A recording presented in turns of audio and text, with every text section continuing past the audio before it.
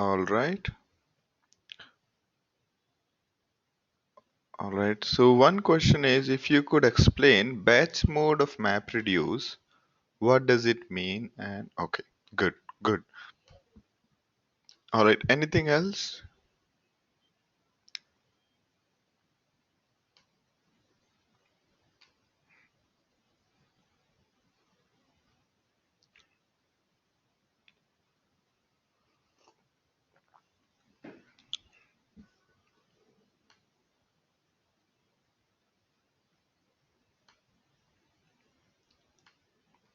Yes, we will be discussing last week's subjective questions one by one.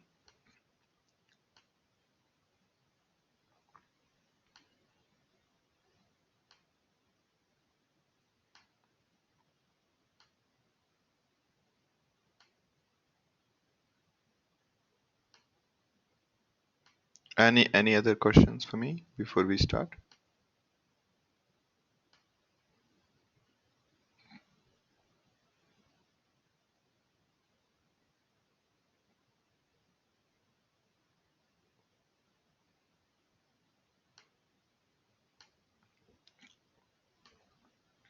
All right. So let me start then. So we have only one question. So Rajesh's question is, why do we call MapReduce as batch processing system? And what exactly is meant by a batch processing system?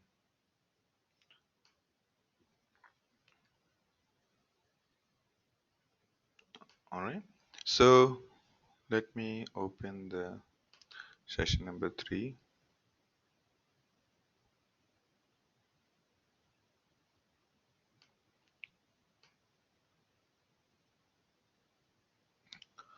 All right. So what does it mean by batch processing system? Let me come to that point.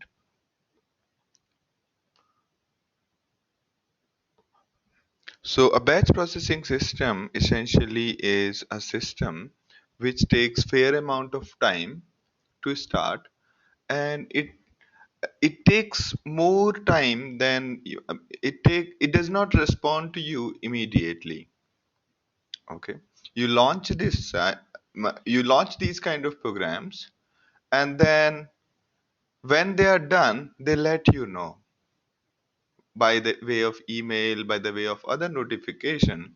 Also, they let you know they let you see the progress of the running system. All right. So whenever we are designing some systems, we have certain amount of uh, whenever you're building a system, we have a certain amount of what do you say, purpose in mind, certain amount of objectives in mind. So if you want your end user to be receiving the output as soon as various steps are being done and end user can interact with it, okay, then it's more of an interactive system.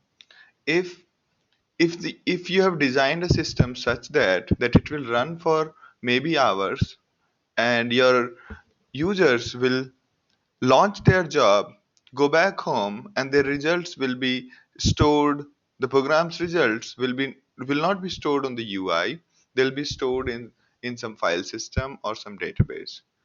Okay, so those kind of systems are termed as batch batch processing system. All right. And the way Hadoop has been built, Hadoop from bottom up has been built with the assumption that it every work will run for hours, and therefore there is no point in making the user see the results on the UI as and when it's happening. Instead, let's store the output of your program somewhere in the HDFS, and those has been the assumptions in case of MapReduce. All right.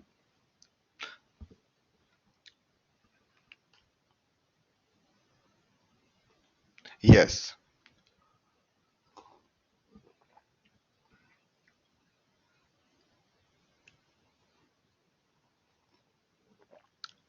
Okay. Johnny's question is, Why is it called native system? It is one of the okay. What? So probably your question is what is a native file system, right? Yeah. So a native file system is a software component which interact with your hardware, and native file system is generally part of your operating system. For example, in Windows you have a native file system called NTFS. Earlier it was FAT32, and before that it was FAT18. So these file systems interact with the physical hardware by the way of signals, and these native file systems, these native file systems abstract the end user or end developer from the gory details of the way a manipulation of the file is happening. For example, when you write something in the form of a file, there are sectors, there are round and round sectors, and so I'll show you that. So when you think about a disk, so it's generally like a round thing. This is not perfectly round, so, and I've been very bad at art. So and here there are round tracks on it. Okay, there are round tracks, and when you are storing your data, it is being stored in a round subsection of this round track. Okay, more like, so when you are storing the data, it is more like, say, on top of this, on top of this. All right, like this. So, and all of these details, like when I say save this file, it has to instruct the it has to instruct the hard drive, the header of the hard drive, to go to a particular point on the hard drive and start reading bits one by one and give you the details. Okay, where exactly a file is stored and all of those complications on the disk is handled by a native file system. Okay, so native file system hides the details of how the data is stored physically on the disk, while the systems like HDFS hides the details from you where exactly a file is stored on multiple computers. Okay, so each block will be stored, will be taken care by the native file system, while the whole file is being taken care of by HDFS. So does it make you clear? Anybody else having questions like this? These are very important questions. And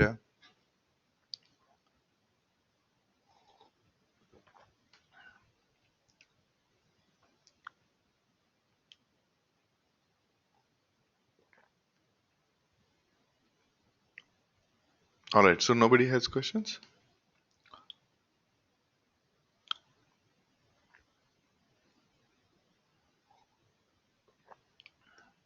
Can we have a composite key in the map? Definitely yes. Definitely yes.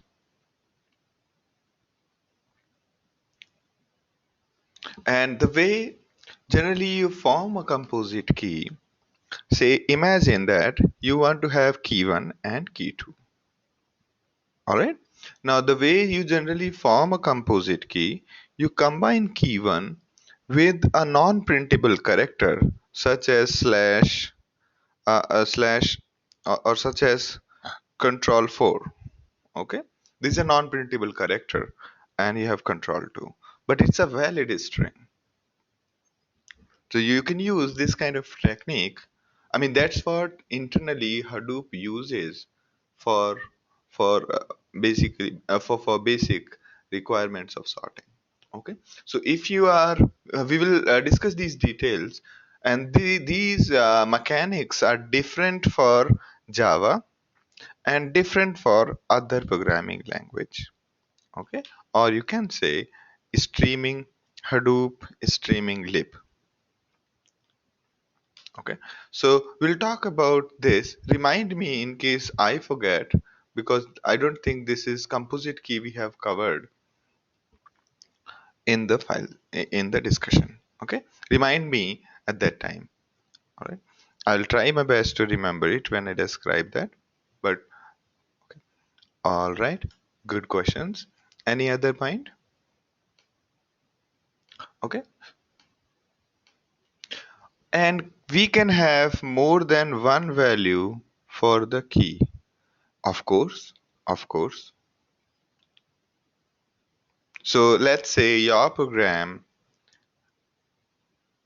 there is your map program. Okay, your map program can print key 1, value 1, and key 2 and value 2, and key 1 again and value 1 again. Or there could be another this thing, it can have value 2 or value x, whatever. So for key 1 you can see that there are value 1, value 1, value 2, value x.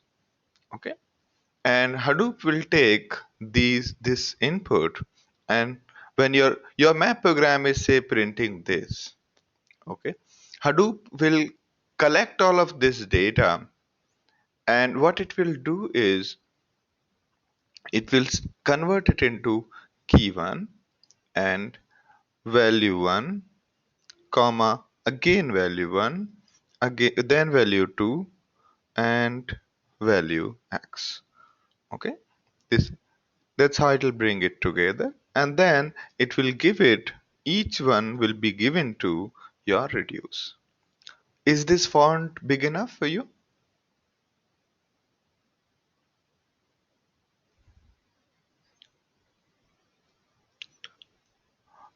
All right. So is that what you were asking?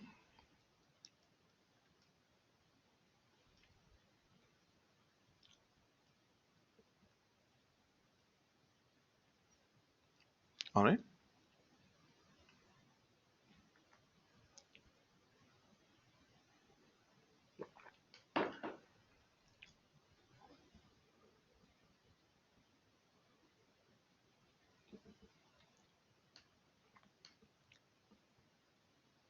Your map program, there could be multiple map programs.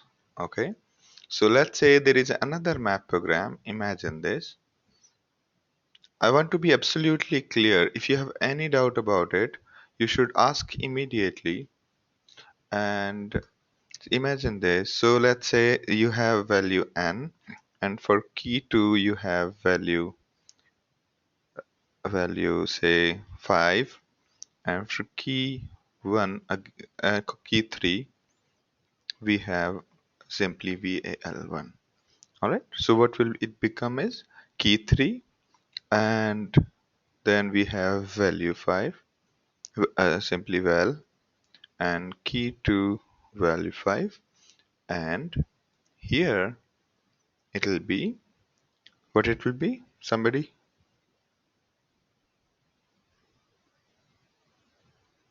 Yeah. So what will come here?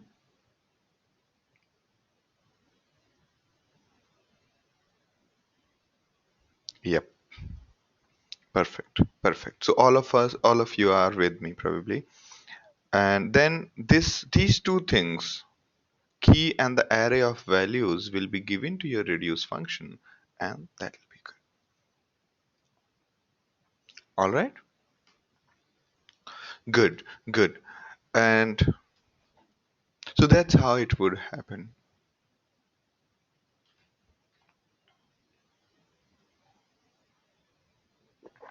All right. So everybody absolutely clear about this dynamics.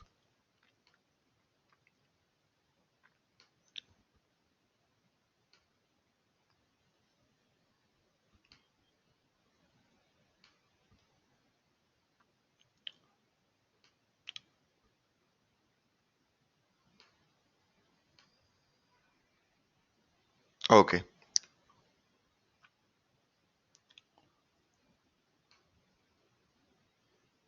I will add that to. Okay, so I will write it. I'll save it as notes session 2 additions. Right, right. All right. Now,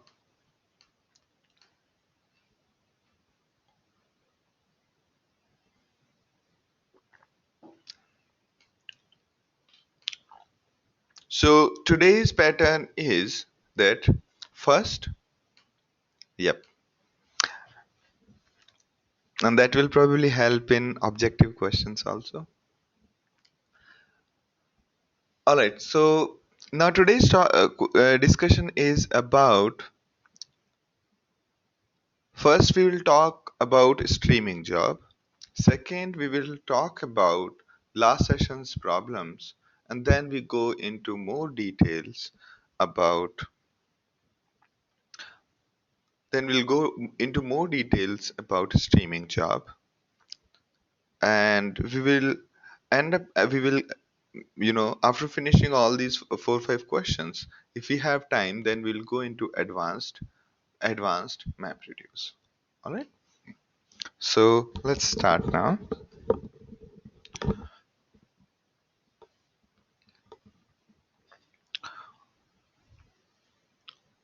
So the first, in the beginning, when people were working, on Hadoop, what they did was they came up with the MapReduce paradigm, but it was only possible to write MapReduce using using Java. Okay, so what some people did, some some people took the some people realized that there are lots of programmers, there are lots of developers, and lots of data scientists who do not know Java or who are not proficient with Java. Second, the coding in Java is good when you have lot of things to program. If you have to just write a very small script, which can be easily done using a shell program, Python program, very immediately, you would not feel like writing the same thing in Java because that's a uh, a big cycle. You have to create your project and create the code, and there are at least 100 lines of code you might have to write to create a simple map reduce. And then once you're done, you'll have to compile it, ship it to copy it to the Hadoop cluster, and then run it. So there's a longer side. So a hacker, a general, uh, you know, a person is generally when he's building systems, they are generally not in that patience to go for that cycle. Instead, they like to go for something very quick, so that to try out whether it will work or not. Right? Now, I mean, for that matter, the first map reduce I wrote it in streaming job. Okay, so streaming job is in itself map reduce jobs. Okay, instead of you writing Java code, they wrote a Java code here. This Java code, what does it do is whatever argument you provide, it takes the mapper command and reducer command from the argument and executes them as mapper and reducer. Or in other words, in this fashion, you can execute any command as mapper and any command as reducer. All right. So here, so what it does is Hadoop is a standard command. Using Hadoop FS, if instead of jar, we say FS, and then we can use all the mkdir, all the commands that are required for interacting with file system, right? If we say Hadoop FS, we can say mkdir, we can say ls, and all that, right? Now, instead of that, if you say jar, then you can give your bundle containing MapReduce code, and that will be executed. Okay, here instead of writing your code, Hadoop guys provided a library. Okay, so you mention its name. This is a streaming library. Do not confuse it with the video streaming or real-time streaming system. This streaming means making your data run through existing script. Okay, so this basically means, say you have a legacy script, you want to run this script, and that is through you want to run your data through this script, then it is called Hadoop streaming. Run through one script means this script takes some input and gives some output. All right, so that's what it is called. So consider it a little misnomer. Okay, but that's how it is. Right? So this is standard way. So you say Hadoop jar and this location of Hadoop streaming.jar. If you are using some other system, some old system, try finding Hadoop streaming.jar, or it might be with a very version number. Here there will be a version number, some other version number. So try using a find command, find this location, then you can start using this Hadoop jar, and then this jar library.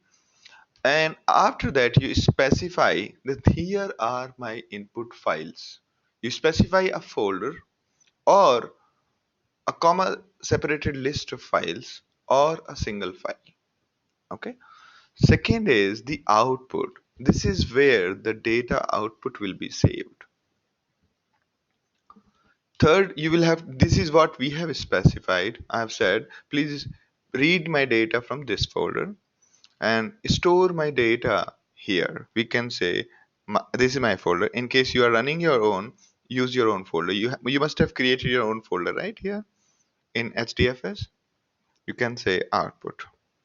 All right. And then we have mapper, then we have reducer.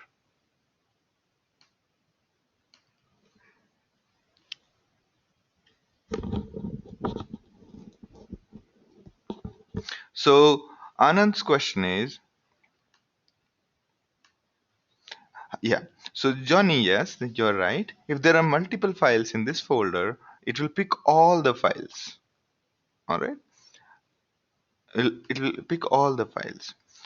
And Anand's question, it will still have the same results as grep output file name, pipe sed, this, and cat this. So it will be a little different. Okay, I'll come to that. I'll correct you there. Okay, here it will be little different. It will be cat file name, and in case you do not understand it, don't bother. I will explain to you what does it mean by Unix filters, and then there's a sort command and then unique. So you understand the difference. This is correct. All right, now, all right, so how many of you no, do not know what does it mean by SED, what does it mean by unique, and what does it mean by regular expression?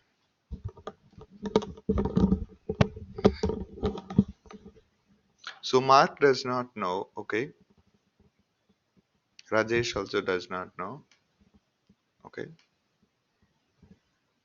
Some, okay. Santana, okay. Tim Fang, Anand knows, I know that. And Johnny,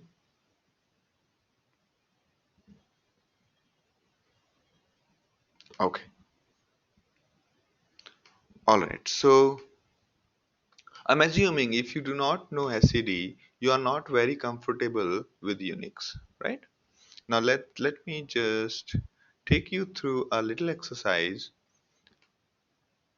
Okay, let me take you through a little exercise. In every operating system, you have commands. Similarly, in Unix, you have commands. There are a bunch of commands starting with ls list files. Similarly, there is a command called echo. Echo basically prints whatever you give the command line. This is command line argument. So every command takes an input and gives some output. All right. And it takes input in two forms. One as argument, other as from the terminal when you type something on it. Okay. So, so for example, again, so right now, let me just log into my server.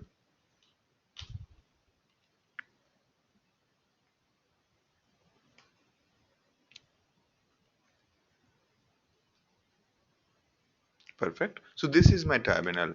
So how many of you were able to log into this terminal? Did you use PuTTY or did you use,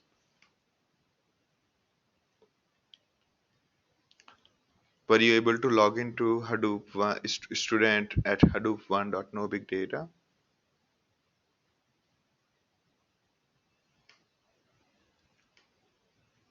Okay. All right. All right. Okay. If you have Windows, this will be a great opportunity to work on Unix. It is important whenever you are dealing with big data. Most of the big data systems are bottom up designed with Unix in mind. Okay, it takes a very small time to get up and running on Unix. In case you are afraid that you might damage other people's files because you are very new, let me know. I have a different login for the people who are newbies so that they can try Unix. All right. So that you don't harm any other folder or any other files. So if you're absolute newbie, drop me an email. I'll send you the login account which contains the newbie account where you can try deleting files. All right.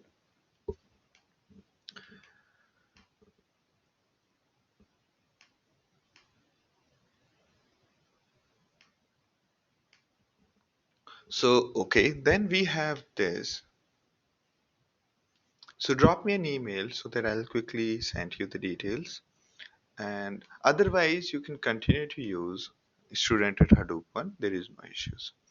Okay. So everything is a command in Unix. So we have ls, for example, and we have let's say word count.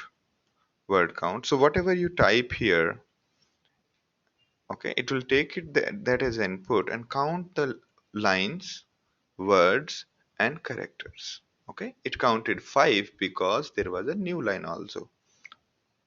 Okay, so word count takes input from in terminal and then give it.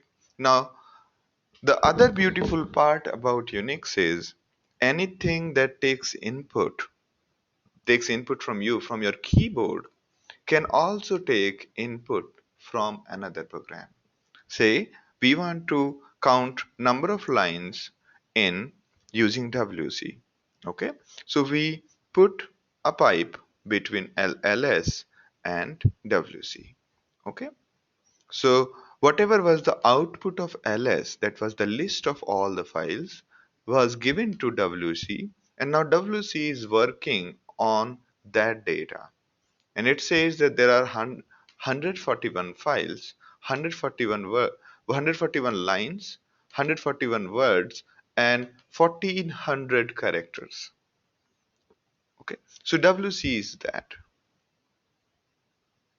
And on top of it, similarly, we have grep command. Grep command, and there is a command called cat. To cat, whatever file name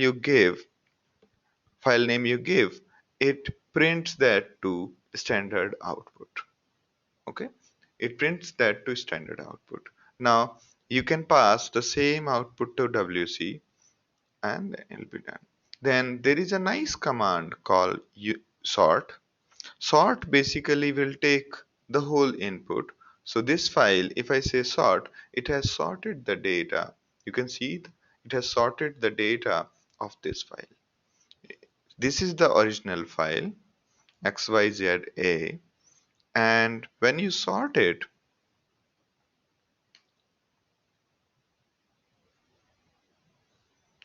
You sort it, then you have this. You see the difference? It has ordered the lines. Okay?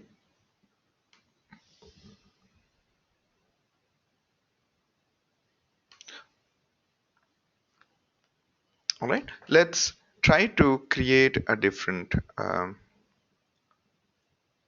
Now, in this, there is a command called unique. Y- What unique does is unique takes the input file, input data, and finds the unique in it. If you say minus "-c", it prints out the frequency, and if you do not specify minus "-c", then it just shows you the unique lines. Okay? So the output, whatever printed by cat, was piped to sort. Sort sorted the data, and the output of the sort was given to unique. And because this unique command assumes the input data is sorted, it does not work on unsorted data. If you try to give the, say, let's say here, it shows you this. So it shows that there are two F, and if you do this, it did not give you the correct count. All right. Or I'll show you a better example. You have echo A, semicolon, echo B, semicolon, echo A again, and this is the output. So if I sort it, you have to give brackets to combine the results. Now you can see it's sorted. And if you say unique here, you get AB. If you do not sort it, If you do not sort it, the result is very different. All right. Now, here we establish that cat file name, and then we say sort, and then we say unique minus C gives, it gives us the word count.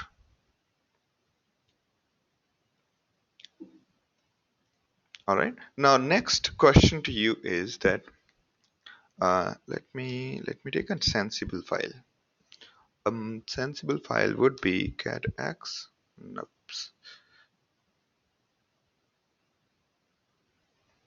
Cat my file. No. Okay, let me just create echo. Hi, this is Sandeep. This is, let's say this. Okay. Now, let's say this is the file. This is the input text. This is the input text. And if we say sed, sed is a command which replaces something with some other thing. Equal to your normal editor. In graphics editor, when you say Control F, you give a word and you replace it by something. And here what we are doing is we are replacing space by new line. Now you can see that if you do not provide SED here, if you do not pipe the data through SED, this is the output. Now this line we fed to SED, SED took the line, replaced space with the new line, and this is what you have. All right, this is what it does. If you pass it to, say, sort command, and then you have this, and if you pass it to unique minus C, you have the word count. Okay, so this way imagine that it was stored in a, so any file name, my file name, the txt, what will this command do? Can somebody tell me what will this command do? File.txt contains a lot of, say, a novel or something. So what will this command do? Can somebody tell me quickly?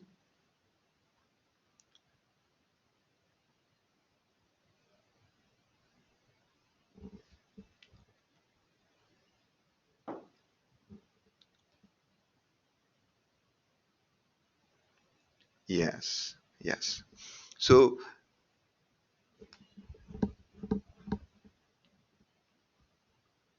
Yes, it will go line by line and do the sorting and execute unique. And what will be the end result of this thing?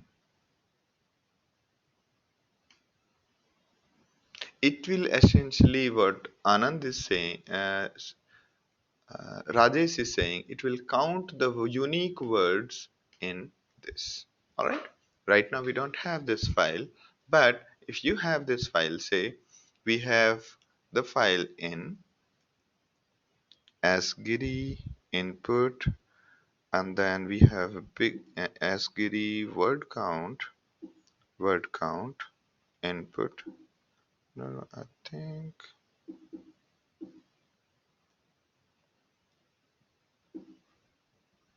Do you see the file? Okay, because that is on HDFS. No worries. Okay. All right. So we just demonstrated. Yes. Replace word in a line. Replace the space with the new line, and sort and then print unique. So basically, what we did just now here, this one, what we did here is we did a word count program using Unix commands. All right.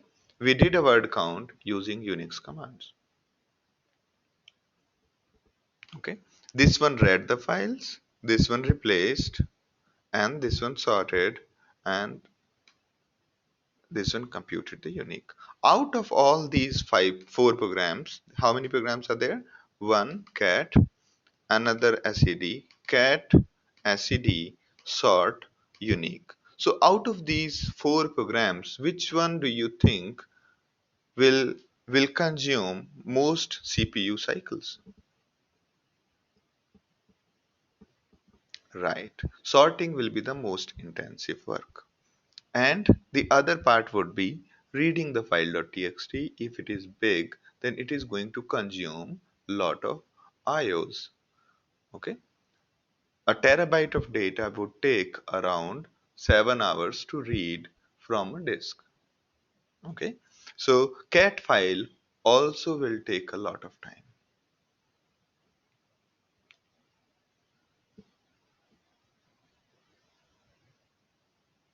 Yes. Now, Anand's question is very valid, and I will answer this. I was waiting for this question. If Hadoop used internally shell command, what is the purpose of Hadoop? Very good.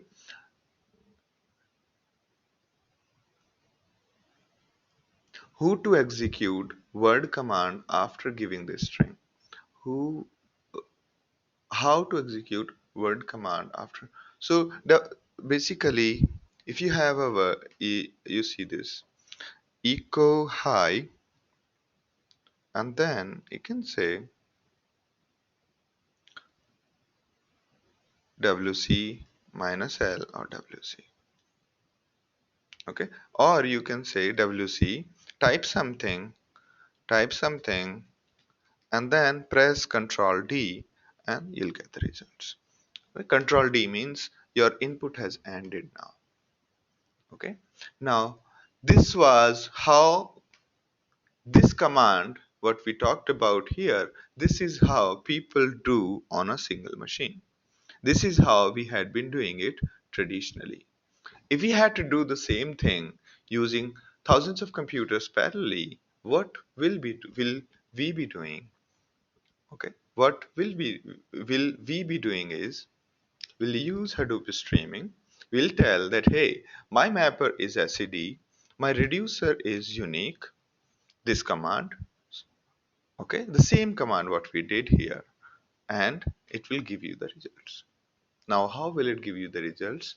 So first, let me take you a little while back. Here, we talked about your reducer getting the data in this form. Okay. In case of a streaming job, there is a minor deviation from this. There is a minor deviation from this. So, same thing. Let me just take it to before I go on with the reducer. So, first difference is in here. Okay. The reducer will basically get the data merged like this, but sorted. Okay, so the data will get merged like this.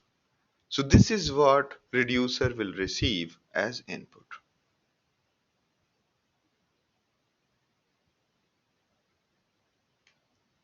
All right.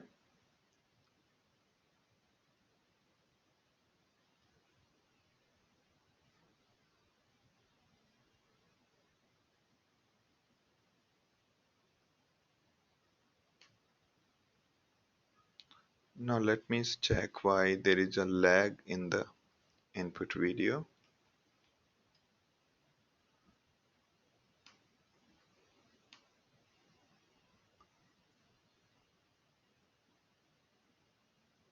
So most of the CPU cycles are being eaten away by,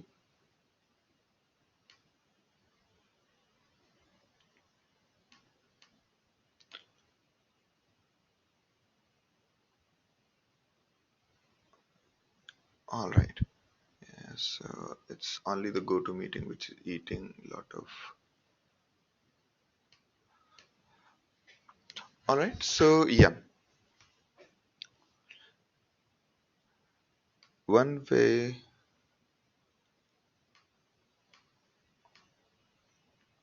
All right. So I think it's the GoToMeeting which is basically taking a lot of CPU on my desk.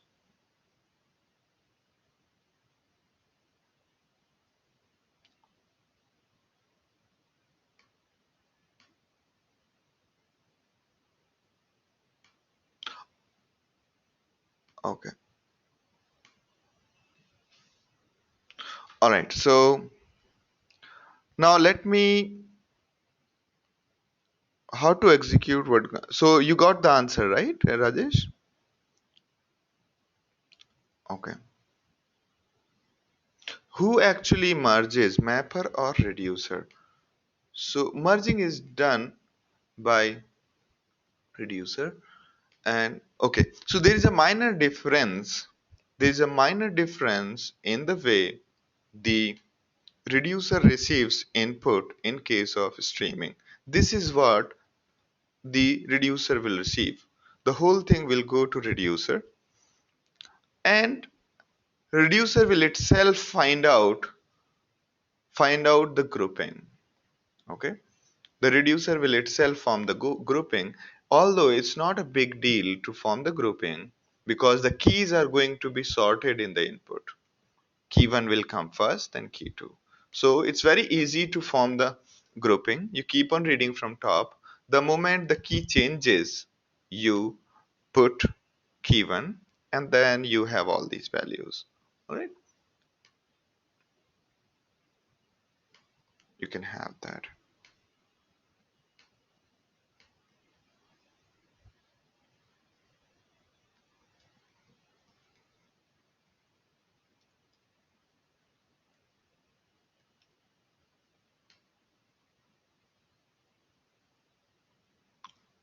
Alright, so this is what is done by reducer itself, the grouping of the values in case of streaming job. That is the minor difference with respect to the streaming in case of Hadoop, in case of Hadoop streaming. Alright, again the visualization, you have a big line of text here. It's replaced when you replace when SCD replaced space with the new line. So what will happen exactly is Hadoop will read this data. After reading the data for each block or each input split, it will execute your SED command line by line. And whatever is the output of the SED command will look like this, okay, where space is replaced. It's equal to saying replace Control F with enter, okay. We'll replace Control F with enter, and you'll get this. After doing this, this in dash line shows what is going to be done by Hadoop. Hadoop would simply take the input, sort it, and feed it to unique. Okay, Hadoop will simply sort it and feed it to unique, and that data would go to your reducer. sorry, that data will go to the HDFS. Okay, this is your reducer. This is your reducer here. This is your command. You specified unique command, and here you specified mapper as your SED command. Okay, for each block of the data, Hadoop will going to execute your mapper, that is SED, where it's basically going to replace space with the new line, and whatever is the result is going to go to Hadoop, which will sort the data, order the data, and after ordering the data it will feed to unique, and this will be the result. Okay,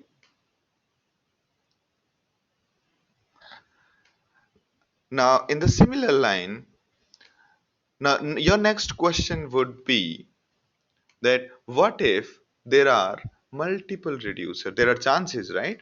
You realize that your reducer takes a lot of time, so what you do is you can tell streaming job that please have at least three reducers. Okay, so three reducers being executed on three different machines.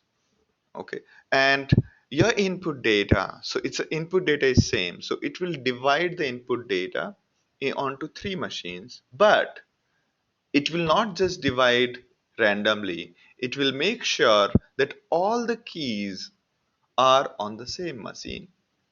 It will it will it will basically make sure that all the keys are on the same machine with their values.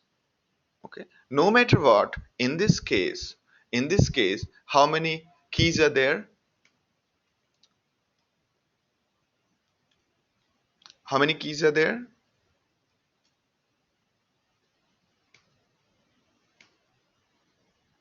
Three, right?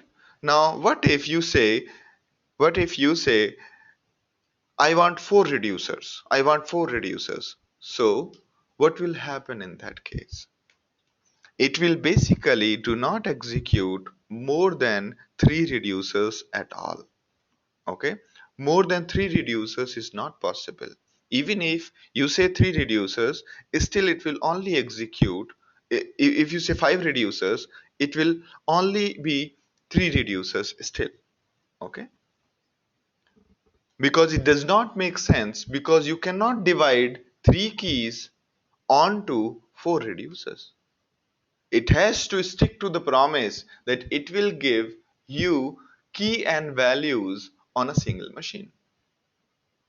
Okay, now there are multiple questions. What okay for n unique keys, can we have n plus 1 reducers? No. Now, all right, but it will make sure that no matter what happens, all the values for the key remain same. Imagine that, imagine for a minute that it sent out of these out of these four keys, it sent reducer number one is having these two, and reducer two is having these two, right? Now, the result of this would be, if it is just doing a word count here, it'll be 3 and 2, 2, okay? And this way, the end result will be very, very awkward, okay? Key 1 being 3 and 2, that is wrong. The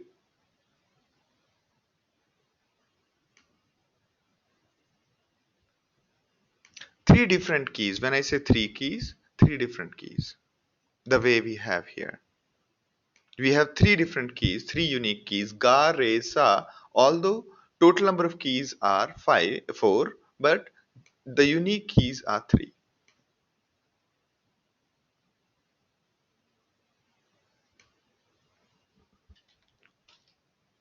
You got my point now? So,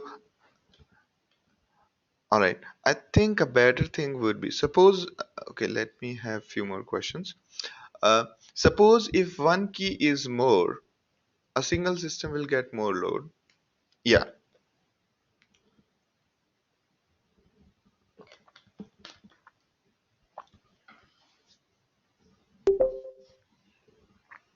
Now, other question which people generally ask is, on what basis, on what basis a key goes to a particular machine, or how does it distribute data uniformly? Any answers for this? So here we are talking about multiple keys,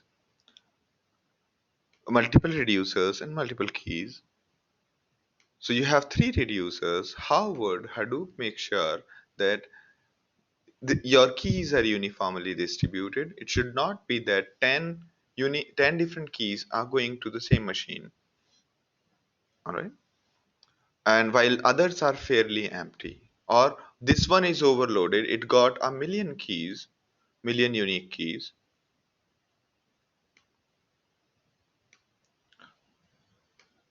Oh, yeah, Anand, I did not get your question.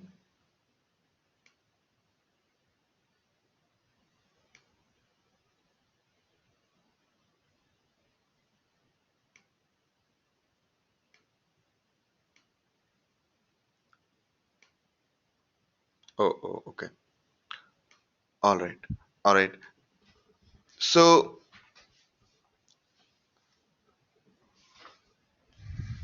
any of you thought about how will it try to distribute the keys uniformly?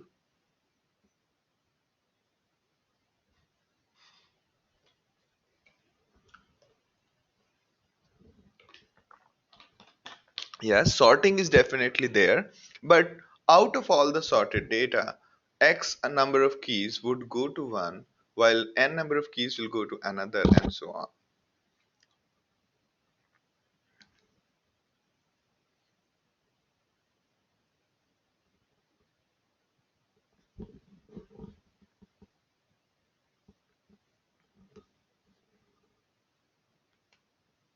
Yes, algorithm like load balancing.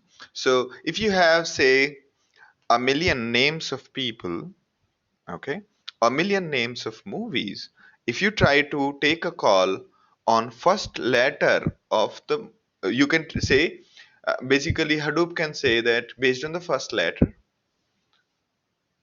send it to a particular one. Okay, if it's A, send it to the first one. It's B, then send it to the first one. If C, then send it to the second one, and so on. Divide the space, divide the whole 26 letters to some one reducer or the another. That is one way. Other is just create a hash code of the string. Maybe hash code may be something like sum up all the characters and then find the divide it by 3, and whatever is the reminder, send it to that particular thing. So that kind of algorithm is called hash code. So you can use that kind of hash code and then can be decided. All right. We will go into more details about which key should go to which reducer, and this can be controlled by something called partitioner. Okay.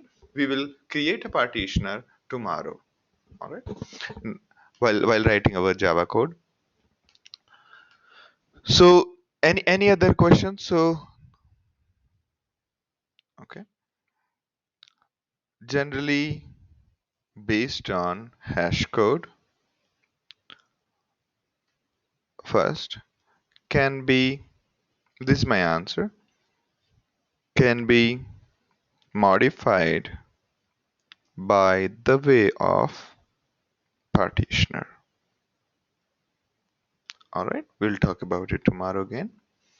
Any other question you have related to the this one before I run it?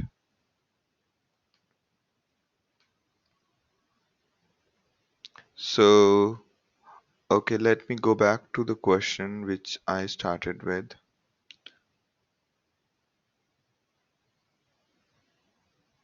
Anand's question was, what is the purpose of the whole thing? So, did you get your answer, Anand? Not yet.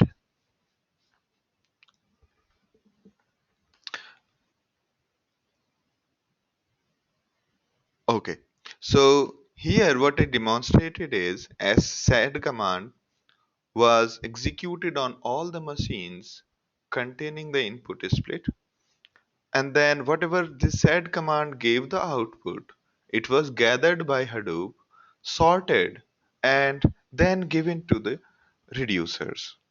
Okay. Now some may ask, what is what is the key?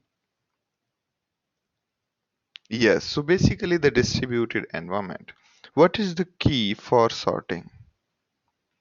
What is the key for sorting? Here the sorting happened, and how does it decide? Because here it's basically printing plain text onto the standard output, right? It's printing the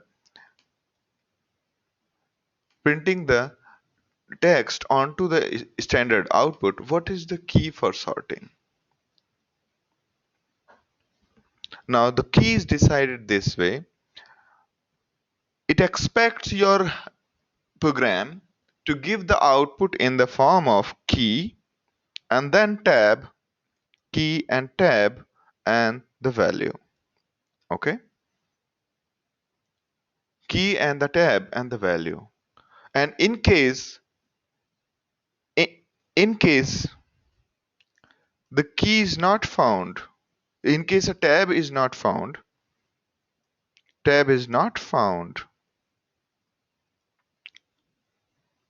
tab, or you can say slash t. Okay, in case tab or slash t is not found, it assumes whole line as key and value as null. Okay, so if I am saying Sandeep simply, then the key will be Sandeep and value will be null. That, I mean, I'm talking about the expectation from your mapper command. Your mapper has to print out the key value separated by tab. Okay,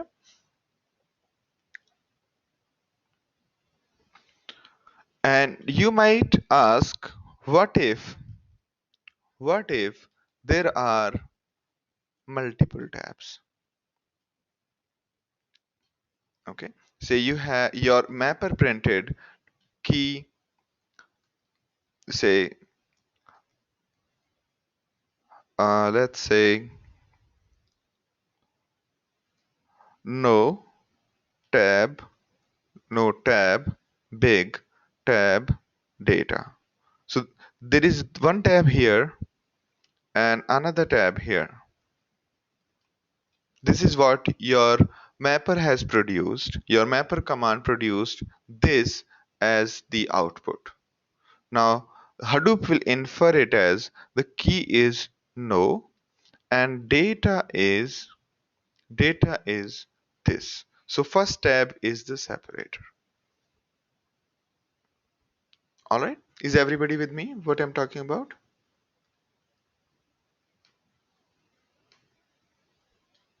So there are certain expectations from your mapper. Your mapper is supposed to give the output separated by a tab. In case it does not, the whole line will be considered as the key in case there is no tab. All right, here we have not provided any value, it's only the key, the value is null, right? Therefore when it sorts it, there is no value given to the unique. There's only the keys that will be given. You can configure that. Okay, you can configure that. And so this is also another question.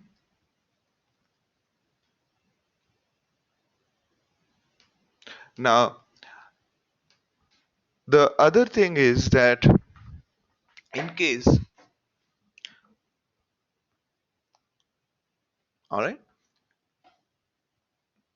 and also in the same format Hadoop will also provide you the data. It will say,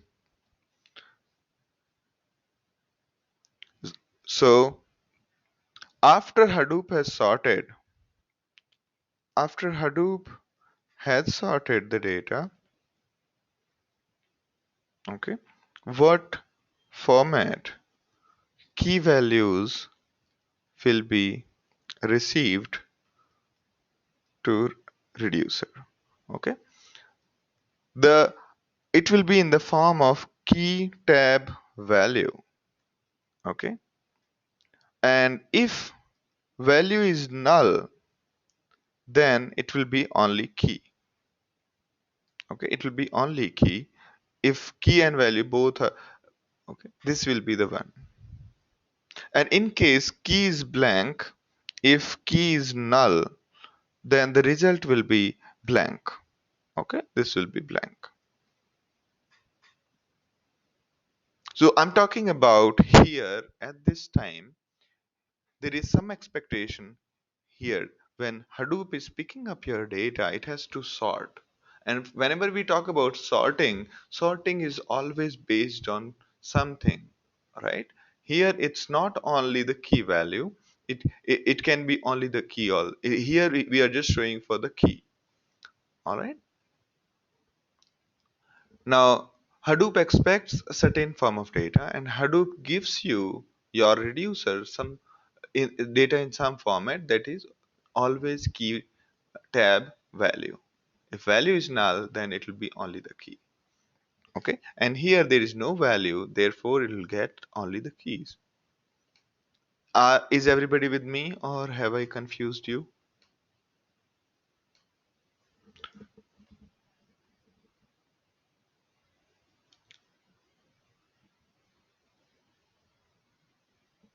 So Johnny is okay,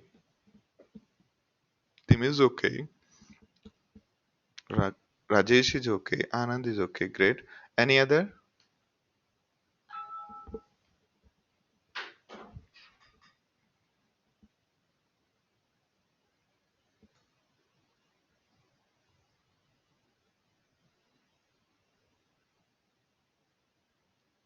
All right, great.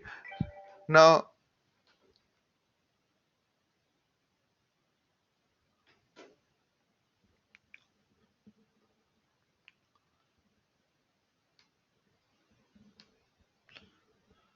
all right, so let's try to execute it first.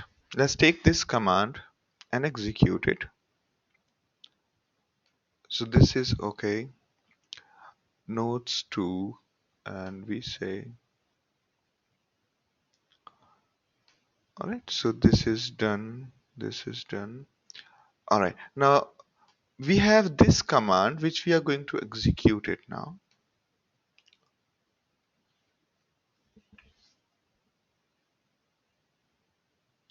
So in this, what are we, let me just convert it into a single line. Either I take it to single line or put backslashes at the end of line. It's the same thing. Okay. So here, not this one. I'm trying to do it on local machine here. Yeah. So I've started the process. So when a Hadoop MapReduce starts, it basically checks whether the output folder exists or not. In case the output folder is existing, it doesn't, it gives you an instant error. And to solve that, you just either delete that folder.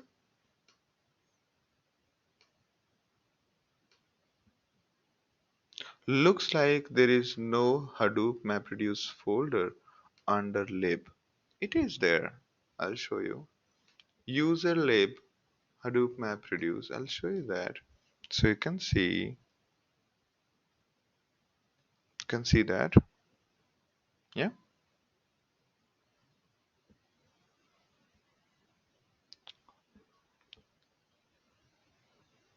Which one are you trying, Sergio? So now it's running. The only problem is the output folder exists. So if output folder exists, it gives an error. In that case, you might say something like this. Not January, I'll say Fab. Okay. And now it's going to create this output folder. It's going to create this output folder and starting to work. There are few things. There are few things you should note here. There are few things here worth noting. First, when the process starts, okay, from here the process has started, it has basically it has basically packaged this jar. This is the jar you are trying to execute. Had this jar been your own, it would package it and send it to HDFS. And after doing that, it would give you the link, a URL to track what's going on with your service. And it'll keep on printing the progress. So right now, map has finished 100%. And in case you want to see from the UI what's going on, then you can see from the browser. Okay, it says there are number of input splits are 2 out of one single block. Okay, there must be a single block somewhere, it should say.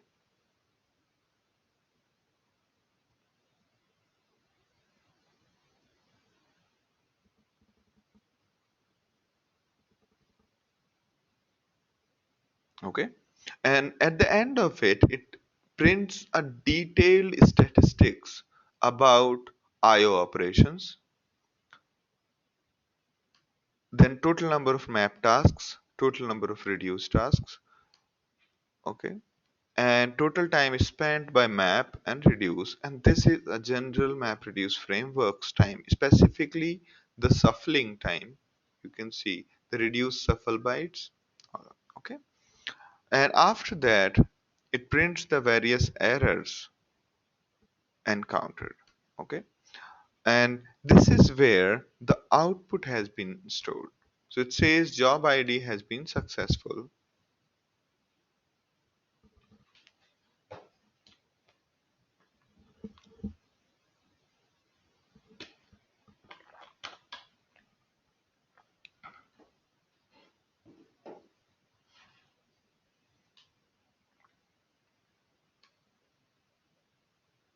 So you can see there were two tasks executed out of this data. Task 1, task 2. Each one has taken some time. It started at this time and finished here, which is how many seconds? Around 25 seconds. 15 plus 10, yeah, 25 seconds. Both have taken equal. Go to each individual tasks. For each individual task, there will be logs. So this is the log. If you are running your Java program, then also you will get this kind of log, and you will see std error. If you are printing inside your program onto std error is a common standard output device which is used in Unix like systems to specify that we are printing error. So if you know Java, there is a system dot error dot print. Similarly, in Python, there is a command to print your error messages onto a different device. So that will come here and so on. Okay. As in when you are running your overall objective is to reduce total number of time taken. Okay, by all reduces and all maps and total IOs.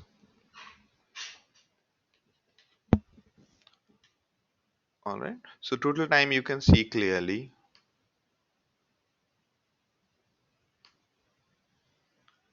Okay. So average map time is 25.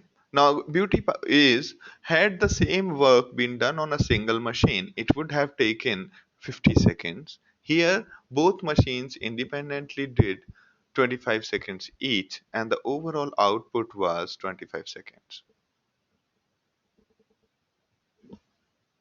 All right. Although here it's 49. So I mean the total time taken including all the things.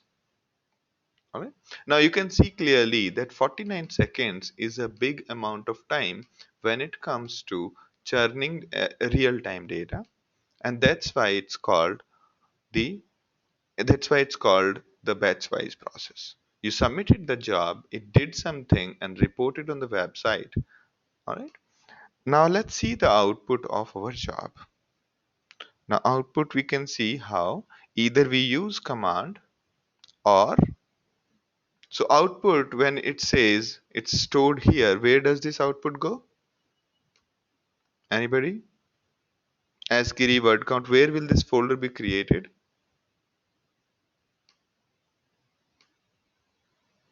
This one, ASCII word count output 28 fab. Will it be in Hadoop 1.0 Big Data local machine or will it be in HDFS? Yeah. So Rajesh seems to use HDFC Bank. That's why he's typing HDFS before after HDFC. All right. Now let's log in on to Hue and check. So did it create a folder? Hadoop fs minus ls. Can see that. Alright, so it has created a folder. Here there is a success file. It's a dummy file. It doesn't have any bytes. Okay, while the other one, part 000, contains the data. So next question to you is, when I say this is HDFS question, it's HDFS question. So question is,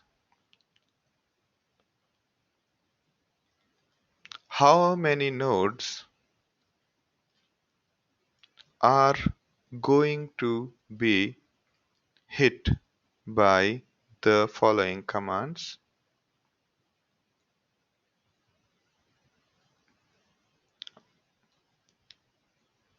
Following command. Okay, the command is Hadoop fs minus ls. How many nodes are going to be affected and hit by the following commands? How many nodes? Yes. Okay, so did I ask this question earlier?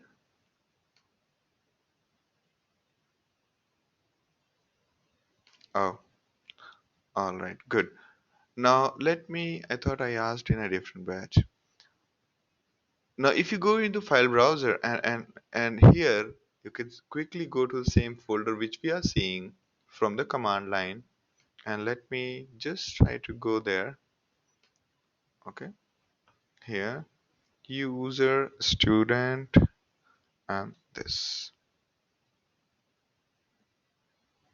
So here this is the file created, and you can see clearly that it is the output from the command call unique. Are you happy with this output? It's a word count. Are you happy with this output? This is our output and our actual file is in word count input.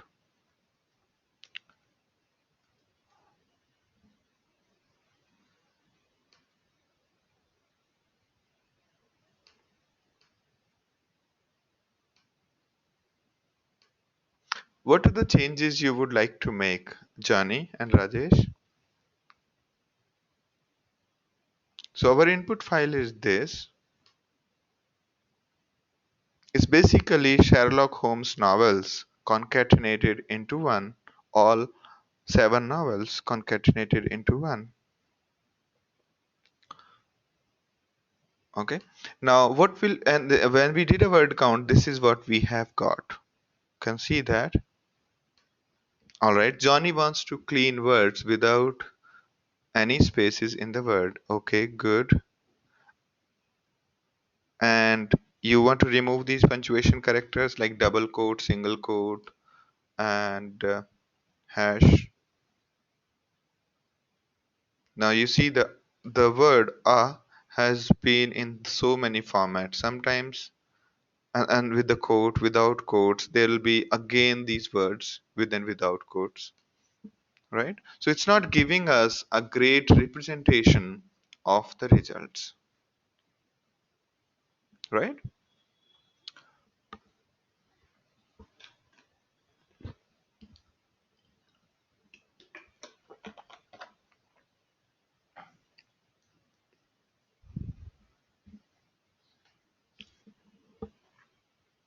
Now here this is fine.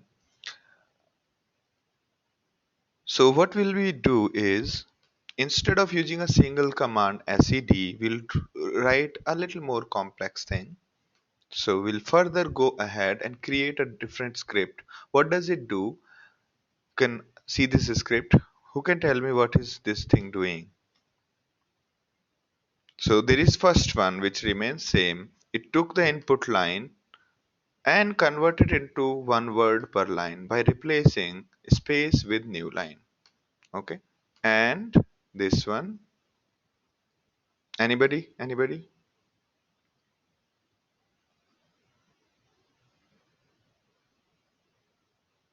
Remove special characters. Yes. So this one is going to leave only alphanumeric characters. What does it say? Not of A to Z, not of A to Z, capital A to Z, and not of 0 to 9. Anything which is non-alphanumeric, you see this caret character? That means anything which is not any of this, remove it, meaning replace it with nothing. Okay, which means we removed all the special characters. And once we are done with that, translate capitals into smalls. Translate A to Z capital into small. What else you would like to do to clean it up?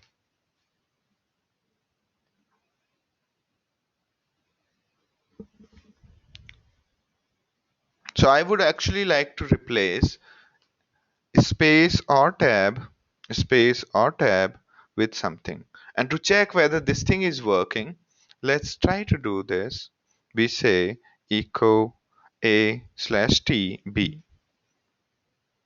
or how should I print this?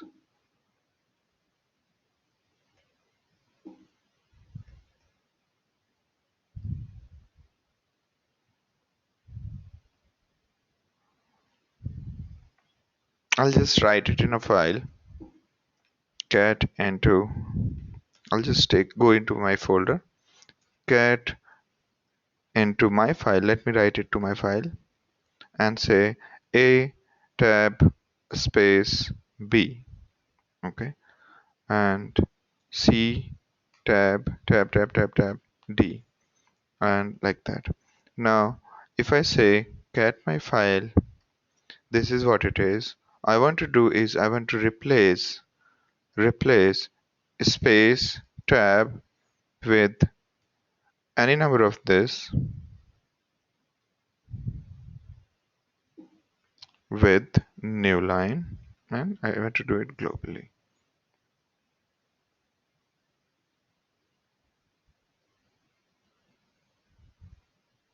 Good.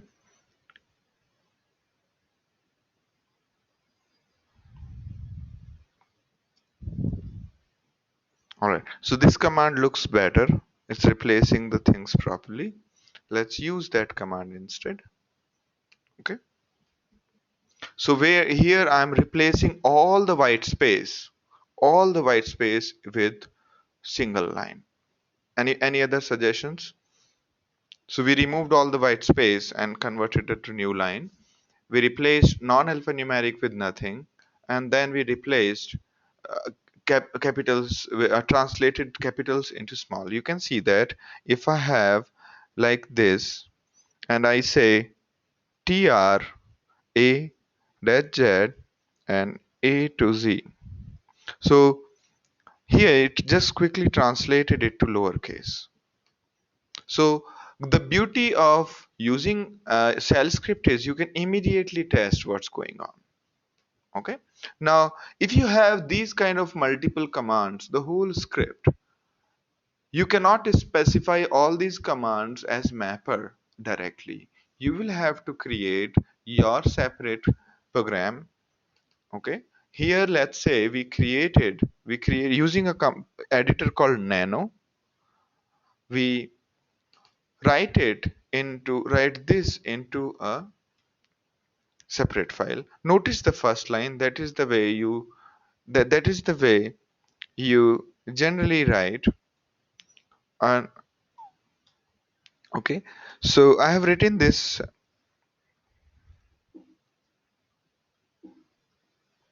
Okay,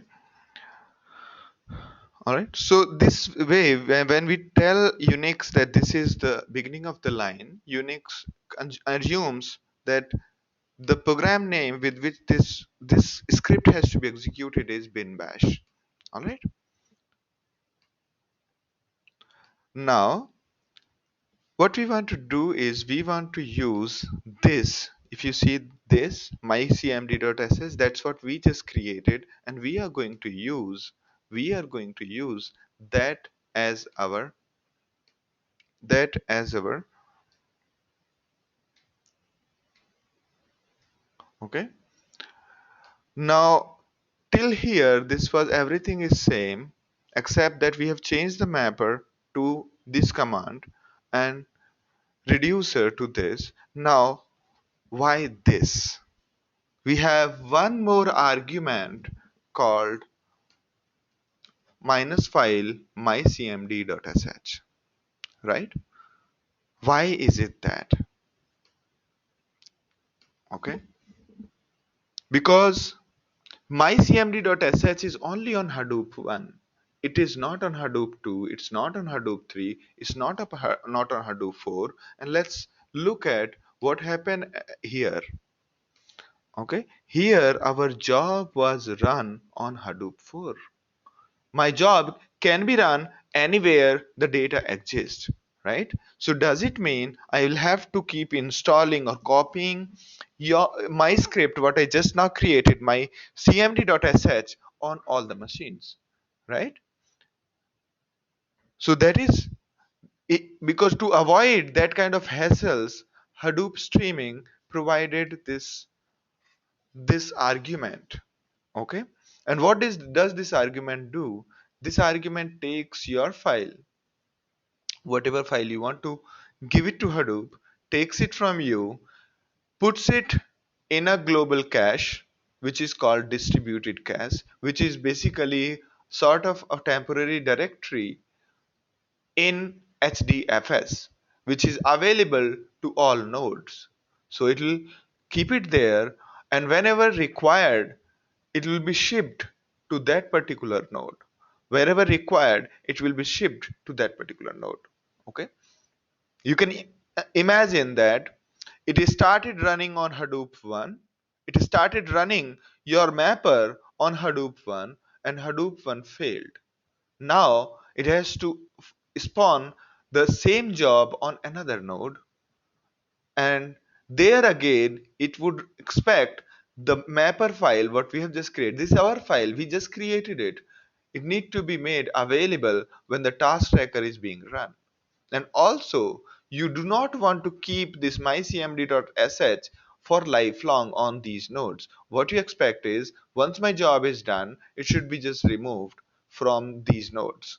Okay, I want to keep it locally, that's fine, but I don't want to keep it every time installing on all the nodes, right?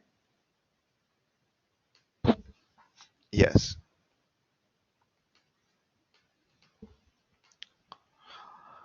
All right, now if you let's execute this now. And this mycmd.sh as well as streaming.jar right now exist locally. Okay.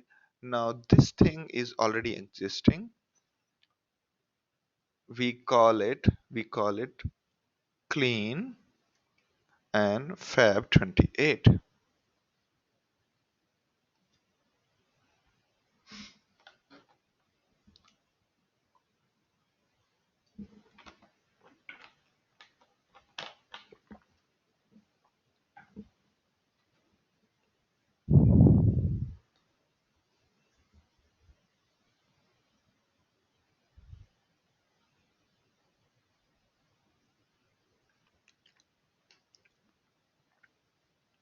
So it's running it parallelly. Now there are some failures happening right now. Okay. It's good in a way that the process might fail. It is trying again. It has failed again. Let's see why it's failing. Is it something severe on our nodes? So we did not copy the URL of tracking URL. Here it says URL to track the job is this.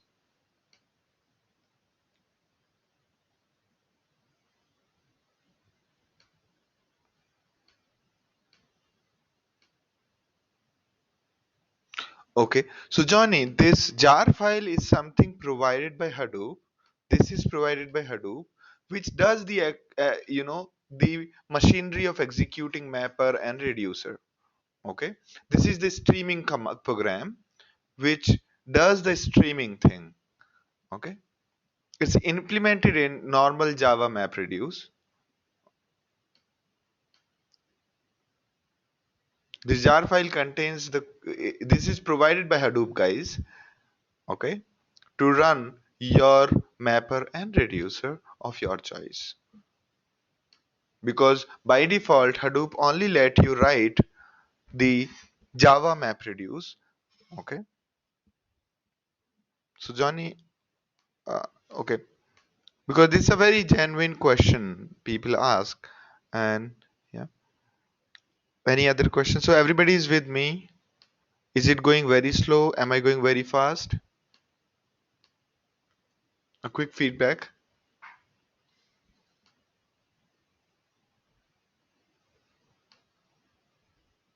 Yeah, that's okay. That's okay.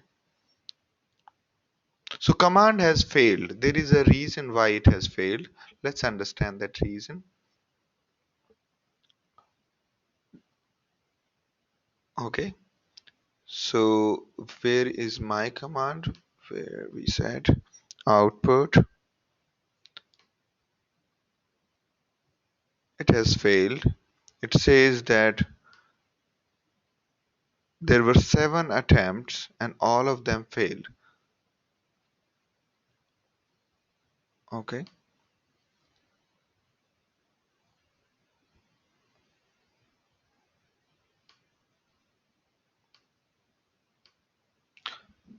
So it says that here stream is closed.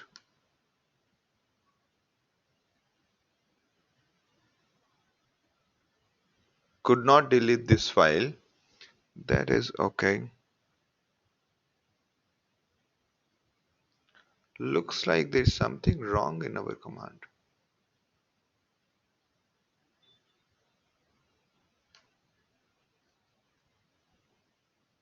Yeah, we created a separate folder, fresh folder. So this was our folder. Okay, let's see what is there inside that folder. Did it do anything or did it just fail like that? There is something wrong in our command. Let's just find that out. Maybe I have made a mistake somewhere, and yeah, let's edit it.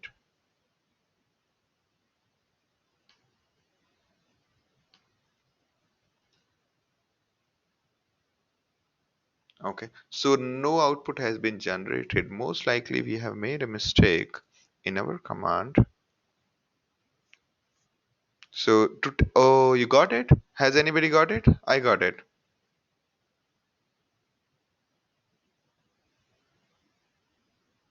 No, chmod was already there. Okay, you can see ls my cmd, but that's a very good point, Sergio. Thank you for that, because that's what most of us will make that mistake. It should be properly chmod plus x. Okay, make it executable. Now the problem is our beautiful keynote where, okay, I'll only add it in nano because not many people are very familiar with vi. Okay, do you see this double quote? This double quote is problem. It's not the standard one. It has come from my keynote, my presentation. Okay. The other way to quickly validate is this is a great is. Okay. And I'm passing it to my CMD Okay, and also yeah, it basically broken down it correctly. I could say age, and I could also say so many spaces, and so many, say for example here's some special characters. It's all removed properly. Okay,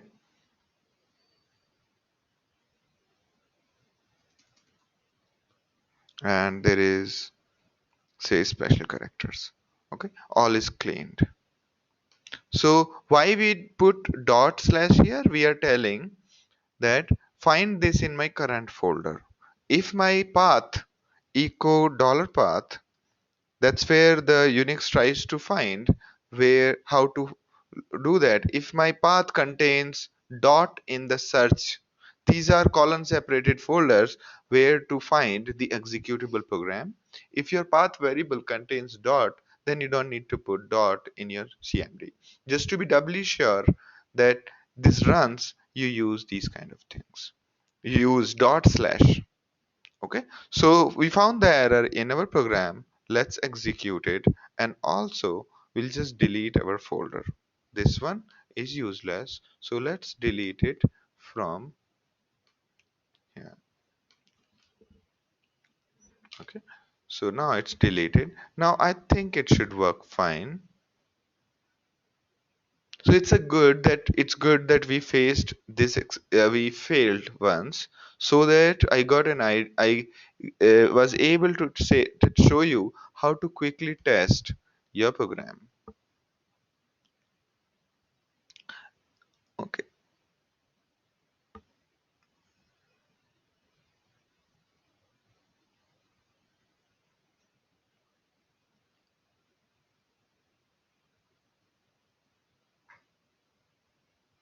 all right, so is everyone with me?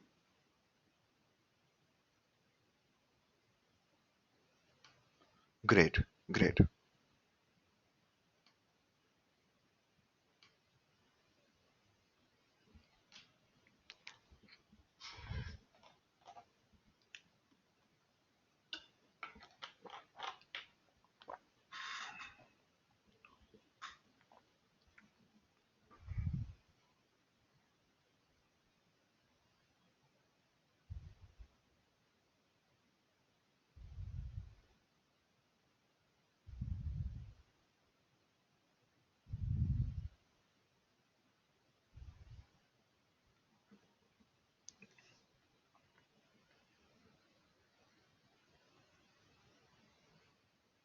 All right, I think this time it's running perfectly fine.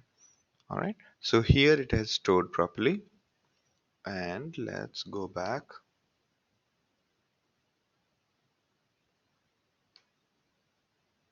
All right, so it has created it, and now this time it is really clean. You see this? If you want to just say cat, sorry, Hadoop fs minus cat this asterisk and say more, so we get this. Right, now we can use a sort command locally, and we say again more.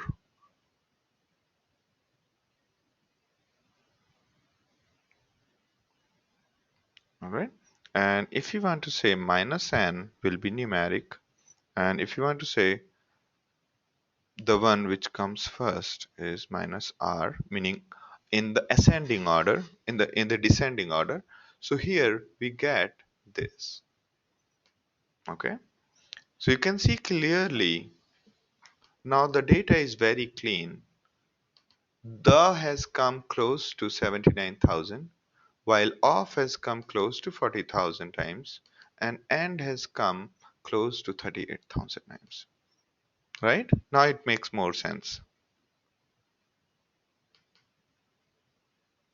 Now you must have noticed that the output of reducer is not sorted by default. We had to sort it, right?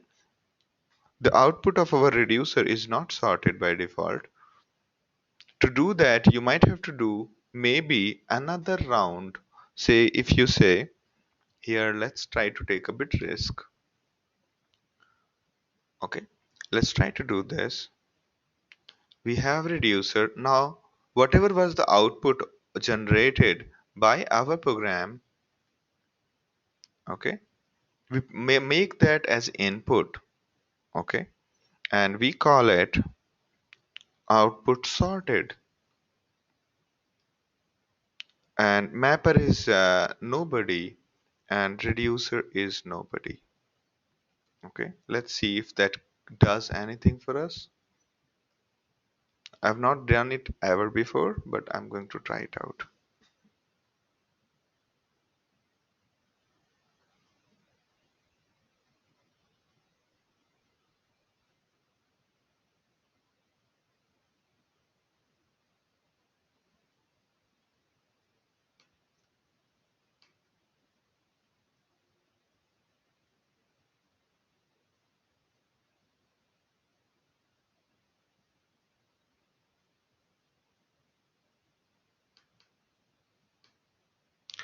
So this is interesting. Yep. Just hold on for a second. I will explain. What am I trying to do here is, let's see what went there. Okay, let's see what went there.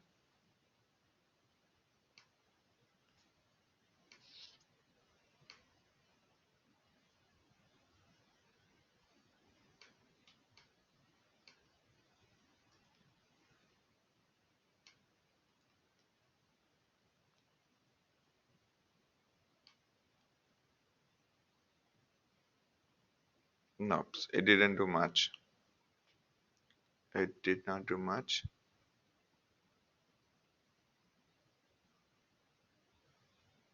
It did not sort at all.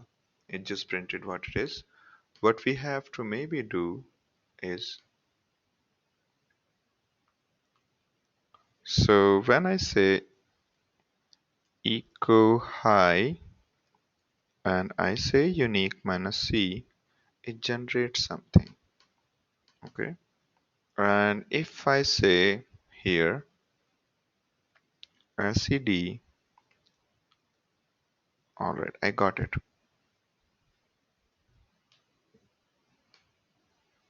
Okay, don't worry. Now I got it. Here, what I'm trying to do is, okay, I think you can try it by yourself. Maybe a little by yourself. Right. Now, the output generated by our mapper, our whole program earlier, this word count is not sorted. Okay, it's not sorted. All right, it's not sorted. So we had to do our local one where we first did cat.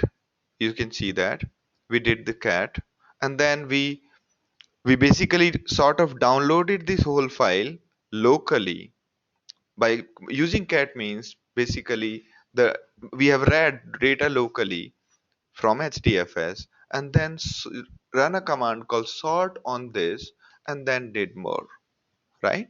Now, what is the problem with this command? And why are we doing this? Why we are doing this? We want to figure out what is the most frequent letter, what is the most frequent word out of our word count results. Our word count result tells us that these are the unique words, but it doesn't tell that this is the most frequent one, this is the lowest frequent. So for that, we'll have to sort the results. So one way to sort is using the local Unix command, take whatever given by the in the file generated, sort it by this sort command, and then see the results page wise. Are you okay with now? You understand what am I trying to do here?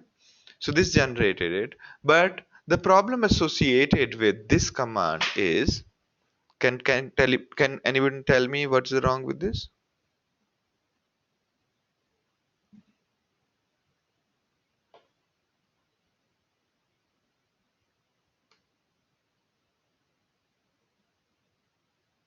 Oh. So Mark's point is that I'm moving too fast and the video is probably going little slow on the screen. Is that what your concern is, Mark? Okay. So I'll try to be little slower in.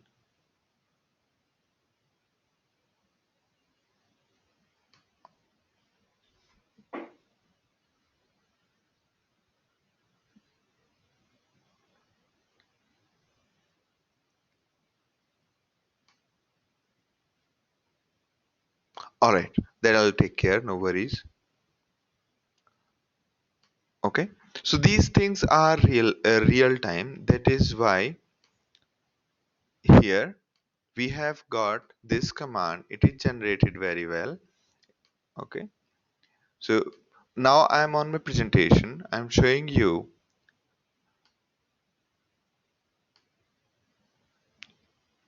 All right, I get you, Mark. All right.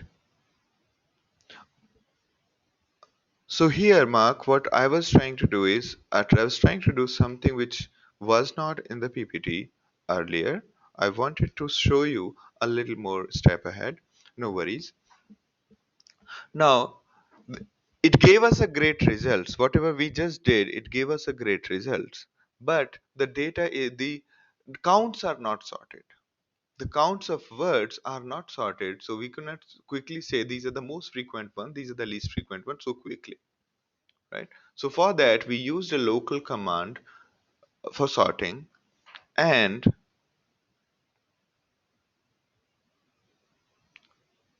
okay, and I was asking you, I was asking you, what is wrong in this approach? What is wrong in doing this? Hadoop fs minus cat, pipe it to sort, and more. What is wrong in this? Because the most important thing you should understand is this is a local command. Okay, local command means if the data is going to be huge, this sort is going to take long time, and that is the sole purpose of Hadoop itself. So for this you will again have to write next set of streaming job, next set of streaming job, and then you have to get it executed.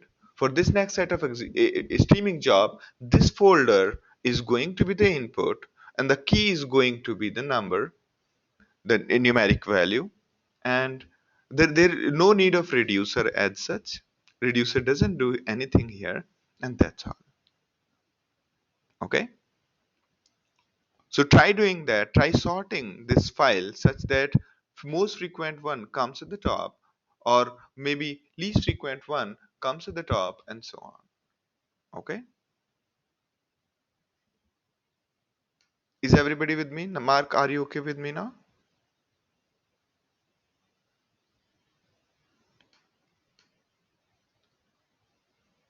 Yeah. How do we reverse the sort?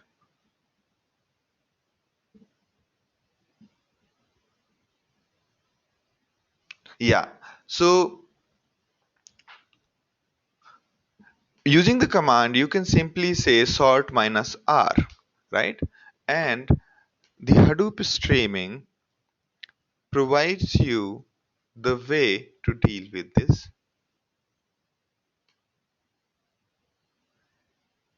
I'm opening the page of Hadoop streaming, and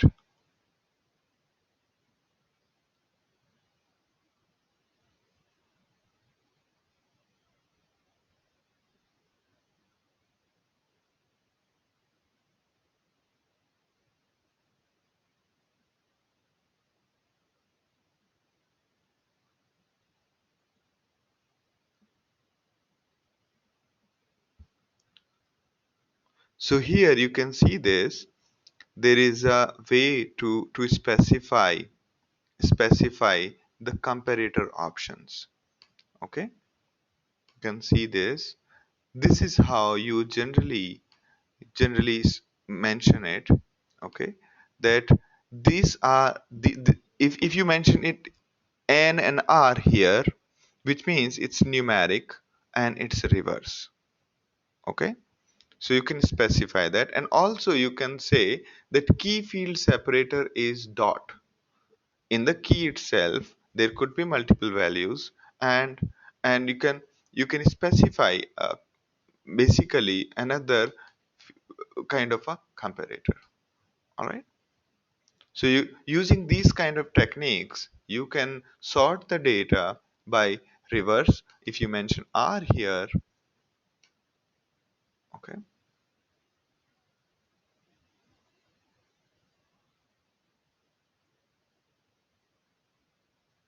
and also partitions, what I was talking about, how to divide the data between other things. Similarly here, there is a way, this is the variable. If you mention minus d, this one will help you separate the field based on a certain value. Okay, here is the map output key field separator is the variable which instead of tab you can use it, you can use a different key, different separator basically.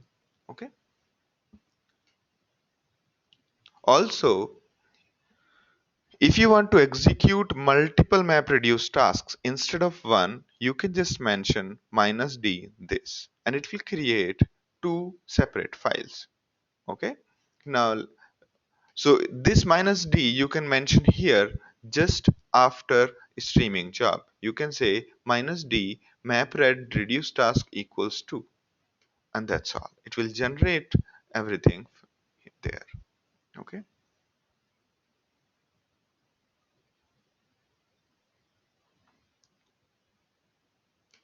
So if you want to specify,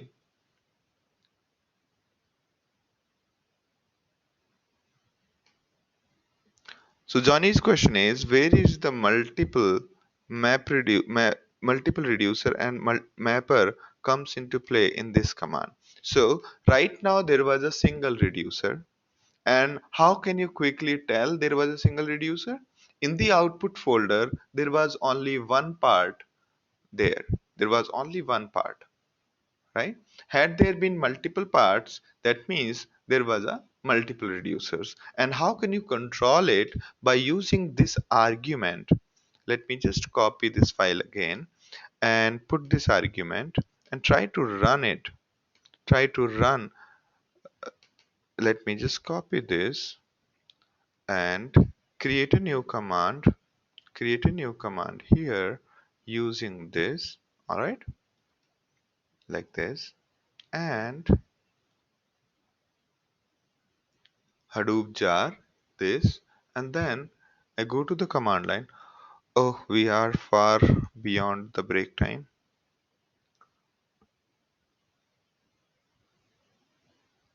It says already exists.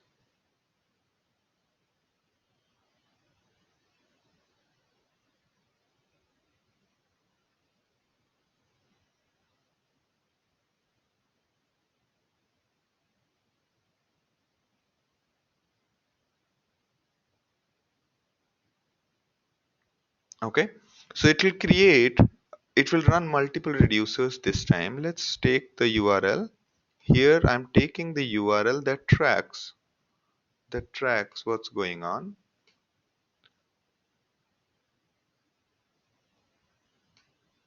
Yes. So the mappers are governed by how many data blocks you have, while number of reducers is your choice. If your reducer does a lot of churning of data, it is better you have multiple reducers. If your reducer is doing nothing, then having a single reducer is okay. But generally, having multiple reducer makes a lot of sense.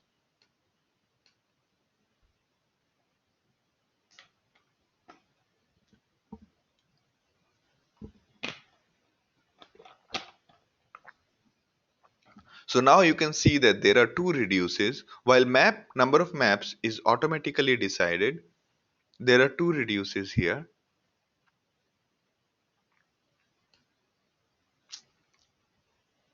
All right. So let's take a break and come back in 10 minutes.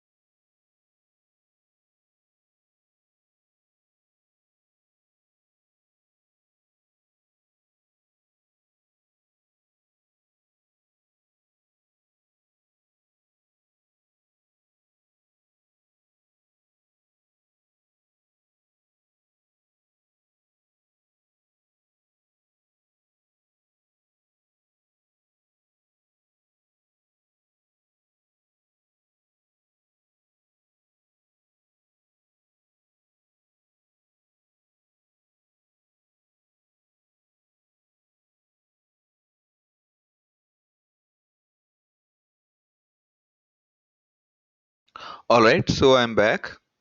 I'm back. All right. Yeah. Thank you, Mark. I will let me try to do what you have said. Okay. Yeah, I get it. And so are you guys back? Should we start now?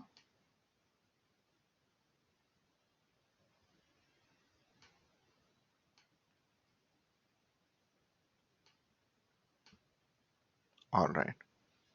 So yeah, Mark, I have noted down. Let me try to see. Let me see. So what has happened is that for some of us, the screen is jumping too much, and the flow, the grip of the flow, that what exactly wise I'm trying to do has gone missing. That let me try to compensate that again once more. Okay. So all right. Actually, we have just gone through one step at a time. Okay. All right. So how should I? Okay. So is anybody else having the problem with the flow of things what we have discussed today?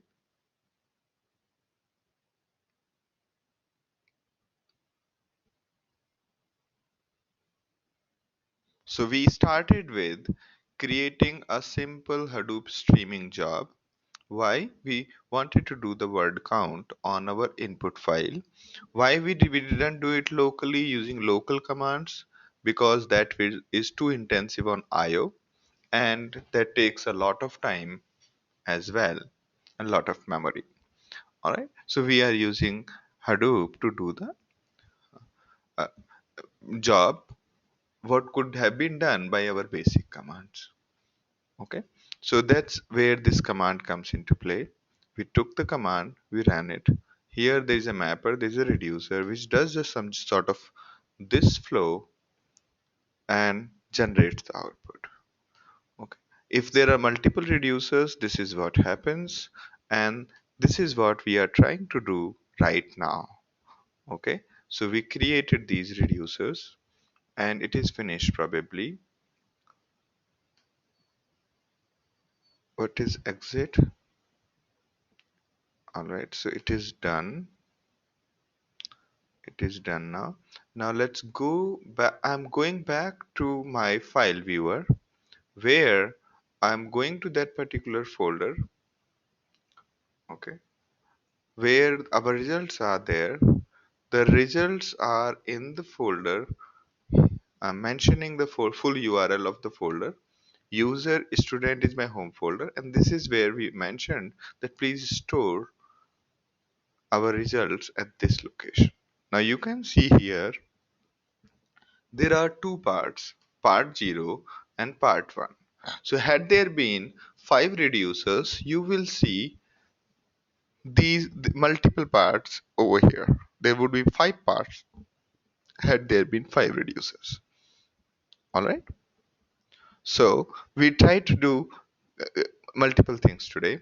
First, we did a very simple streaming job to do the word count. Now we realized that it was the output was dirty because we did not remove special characters. We did not remove, we did not convert it to lowercase. To, to do that, we wrote another script containing multiple commands in a chain, and then we ran the script. We run the Hadoop streaming again with the with the with our file, our script file, rather than a standard command. Okay, so we demonstrated by that way. We demonstrated that how would you execute your own command? How would you execute your own command like this? Okay, this is what we demonstrated. After this, after this, next thing we did was next thing we did was we basically took the output of this command and again sorted it by the numeric way, because the output of reducer will not be sorted, because the output of unique command will not be sorted. Unique command is our reducer, right? Will not be sorted. To do that, you may have to write another streaming job. Okay, so that I have not done yet. Maybe you can give it a try. You can give it a try how you can sort the data. All right. Now, next thing we did was we mentioned this argument to demonstrate you that what happens in case of multiple reducers. All right. Now we have got here two files, part 0 and part 1. Okay. Now part 0 contains some numbers, and part 1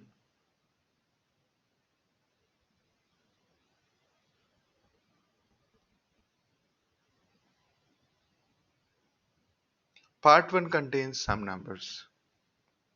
All right.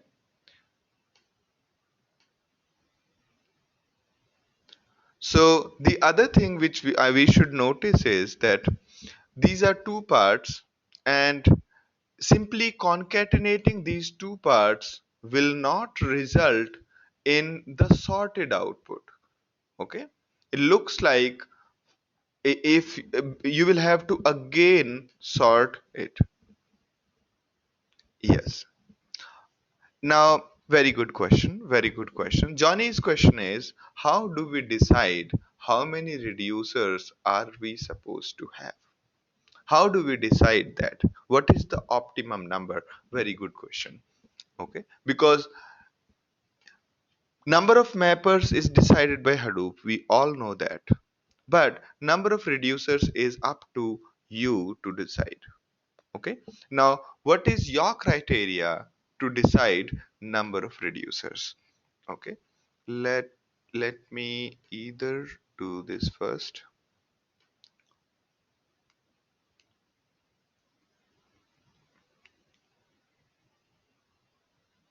Okay. Let me take these slides little ahead.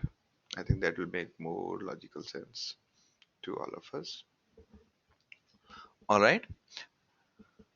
Now, before I'll answer your question in a minute. Before that, I'd like to finish few more things. It is absolutely okay not to have any reducer. All right, not to have any reducer at all.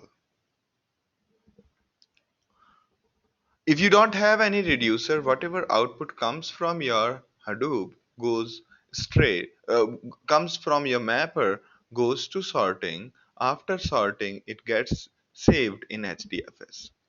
All right, reducer did not do anything in this case.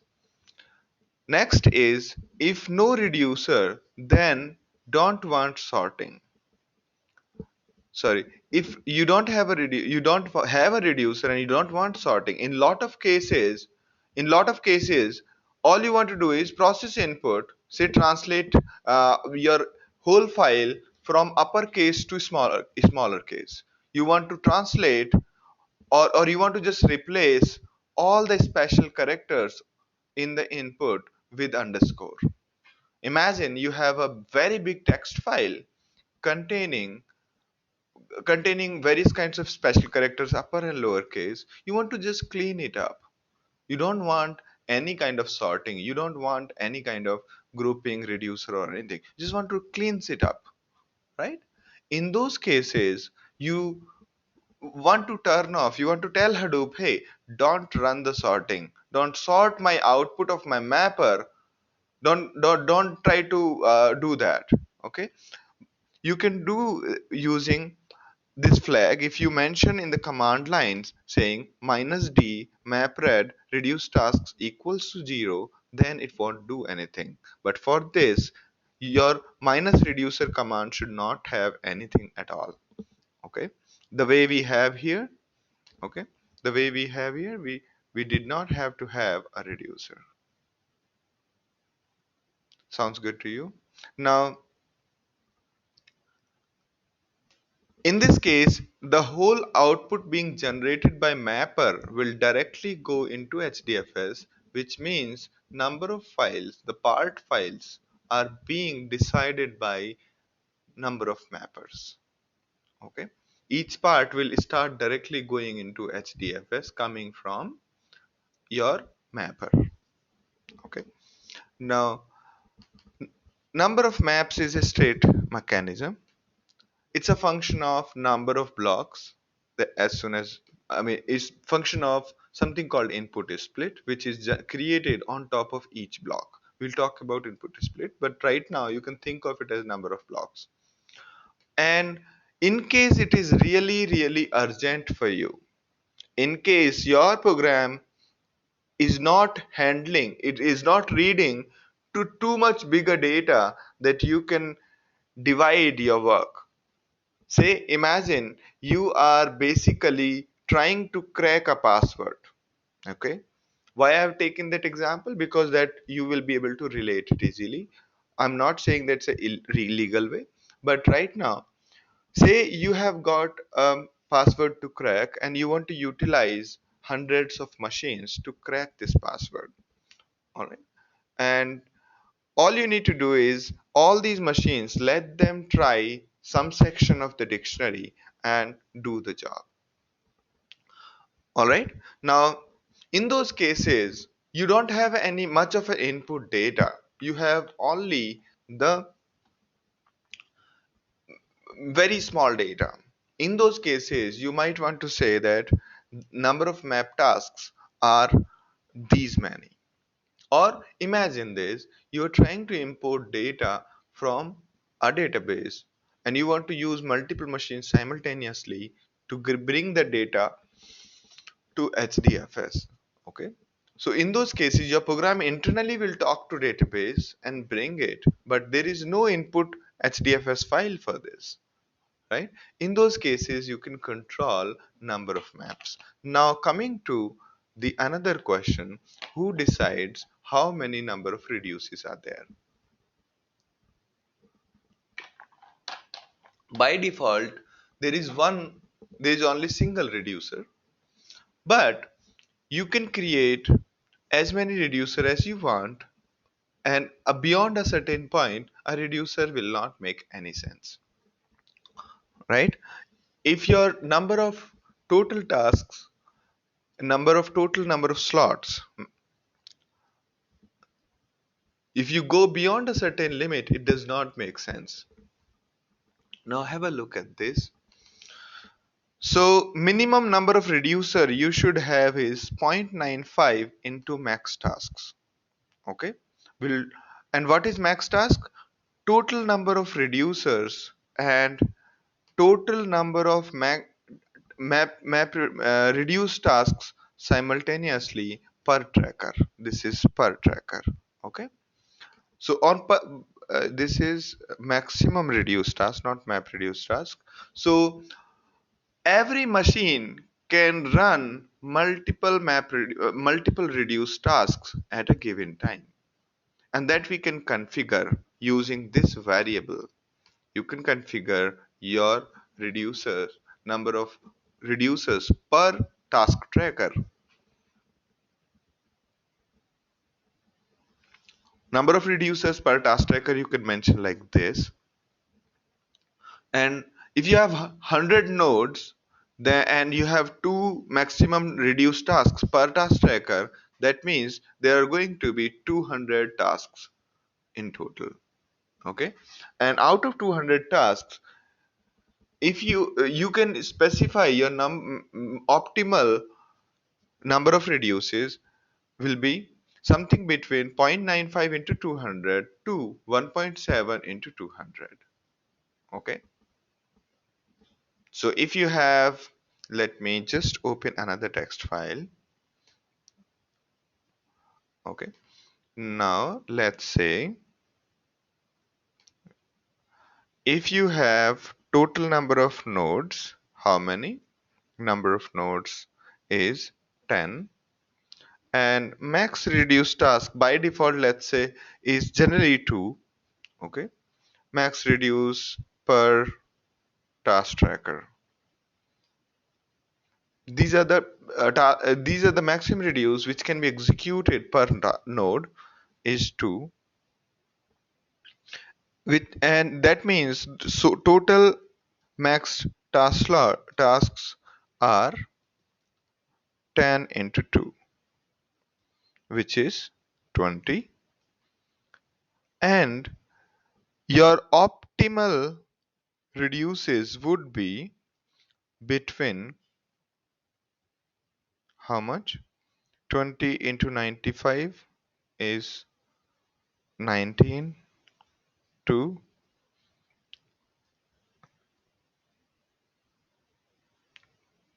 35.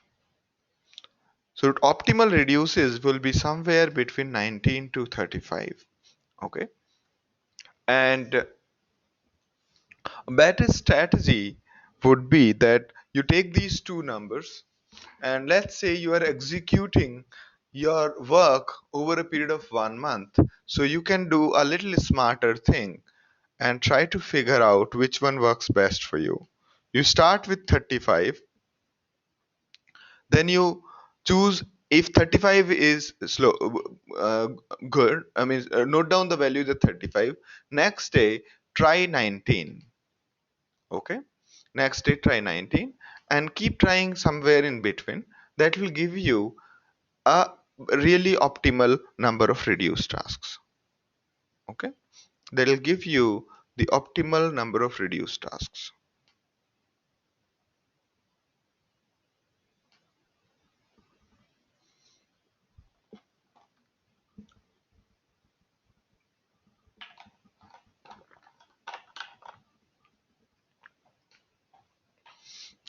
And if you have more reducers, say you have 35 reducers in this case, what will happen is generally you will get faster results.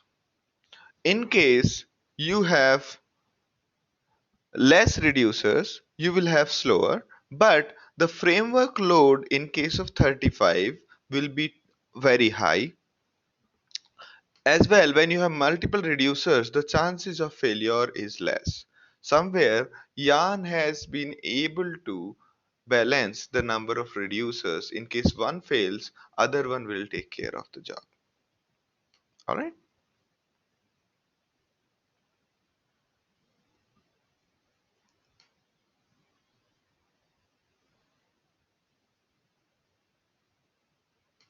Okay. So Mark's point is, why wouldn't you just put it into partials and choose the number needed by the amount to process distance of ST from the main? Yeah, I mean that is a standard way to figure out the optimal, right? Where you basically try it out multiple points and basically keep on noting down the deviation from the mean value. Hmm. All right, but this is an open question. This is generally an open question, and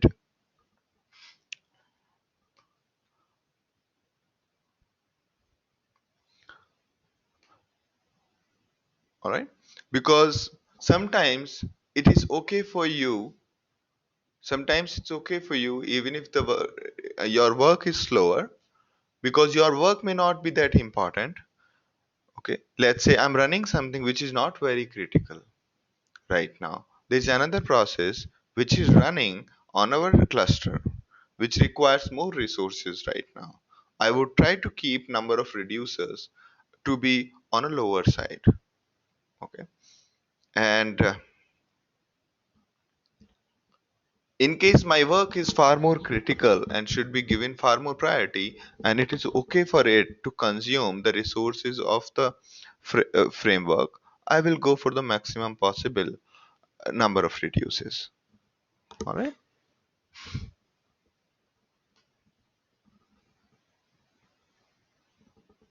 Right. All right, great.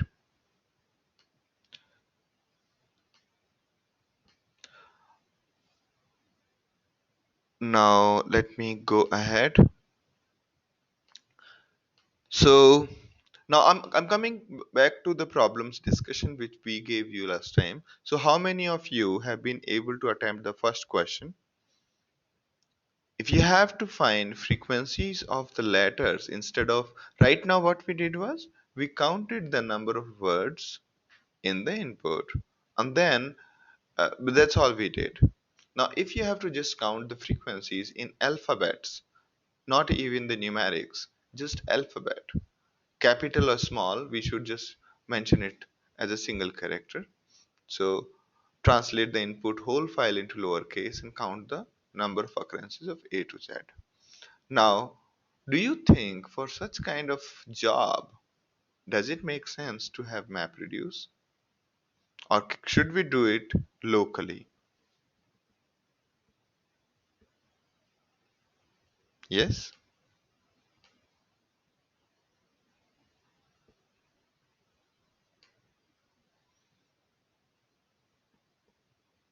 that's correct. That is correct.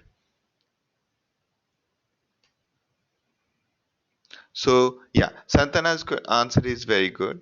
We can do. I mean, if the file is big, then it makes sense to go for MapReduce. All right. Reasoning being, if you have say 2 terabyte of file, it is going to take minimum of 14 hours, minimum of 14 hours to just compute the frequency of letters. Why? Because it takes around 7 hours, 6 to 7 hours to read from hard disk, to read 1 terabyte data from hard disk. All right. Depends on the file size. That is correct, Fang.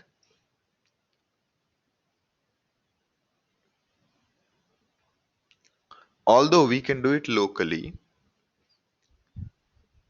So you got the answer, Anand? I completely agree that you can do it locally. And basically, in case I want to get it done in a lesser time, say in 1 hour, 15 minutes, and so on. Also, when you have bigger data, generally it will be lying in actually already some file system like HDFS. Alright. So as I was telling you, even for 1 terabyte data, single system will minimum take around 6 hours. Okay. So if we wanted to get it done in say 15 minutes, then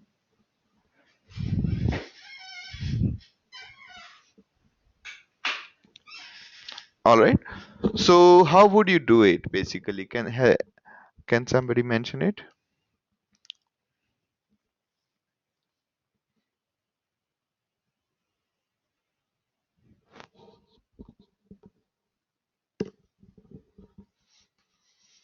The approach is very straightforward. Without MapReduce, all you do is create an integer array, scan the next character by character, and increase A0 for A, A1 for B, A2 for C, and so on up to A25 for Z,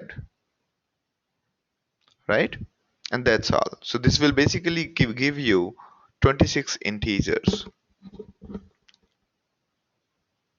All right. Now, yes, WC minus C will do the same thing. All right.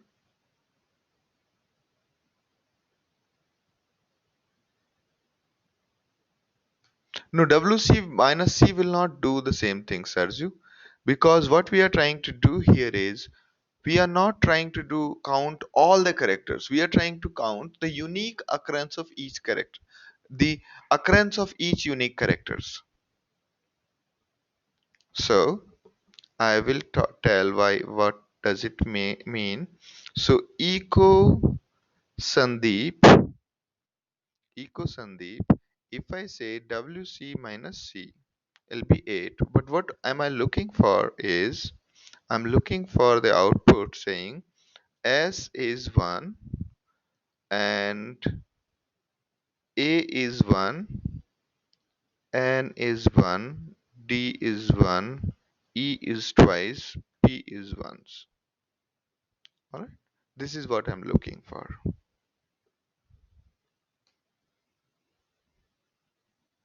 Right?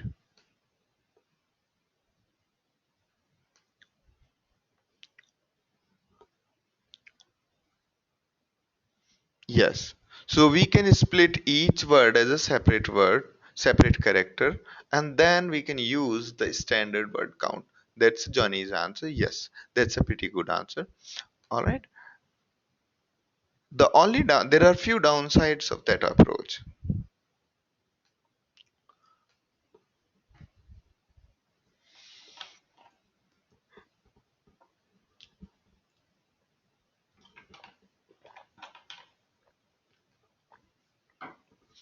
One, we could have minimized total number of keys by doing the frequency computation in each line. Okay. In the mapper itself, if we start doing the frequency computation, that will be better. Okay, think about it, you will be able to come up with a better one.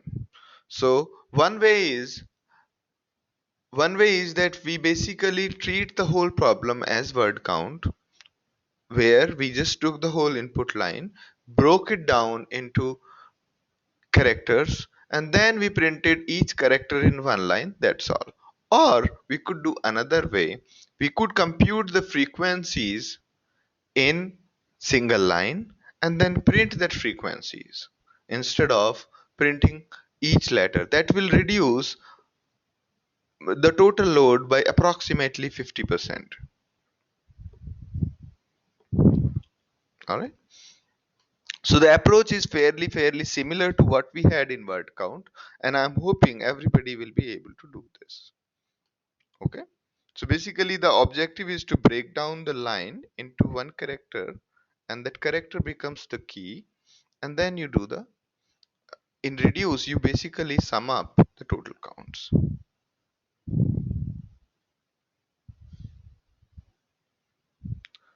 Rajesh's point is we can concatenate each single character into string and count the string length. No, I did not get. Oh, you mean to say that? You mean to say, okay. Yeah.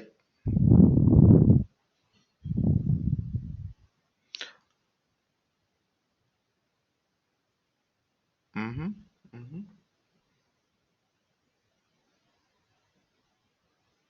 But the problem with that approach is how will you break it down into map and reduce?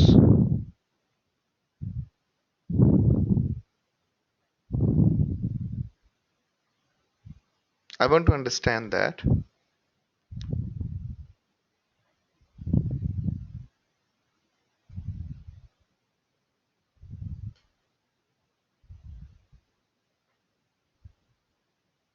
Okay.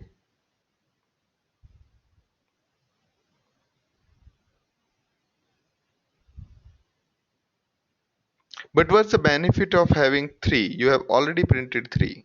You can simply say A3, that's all.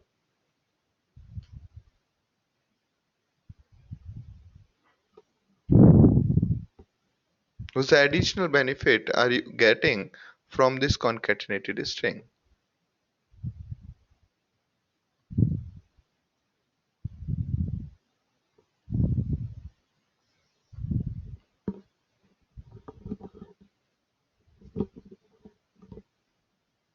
Yes.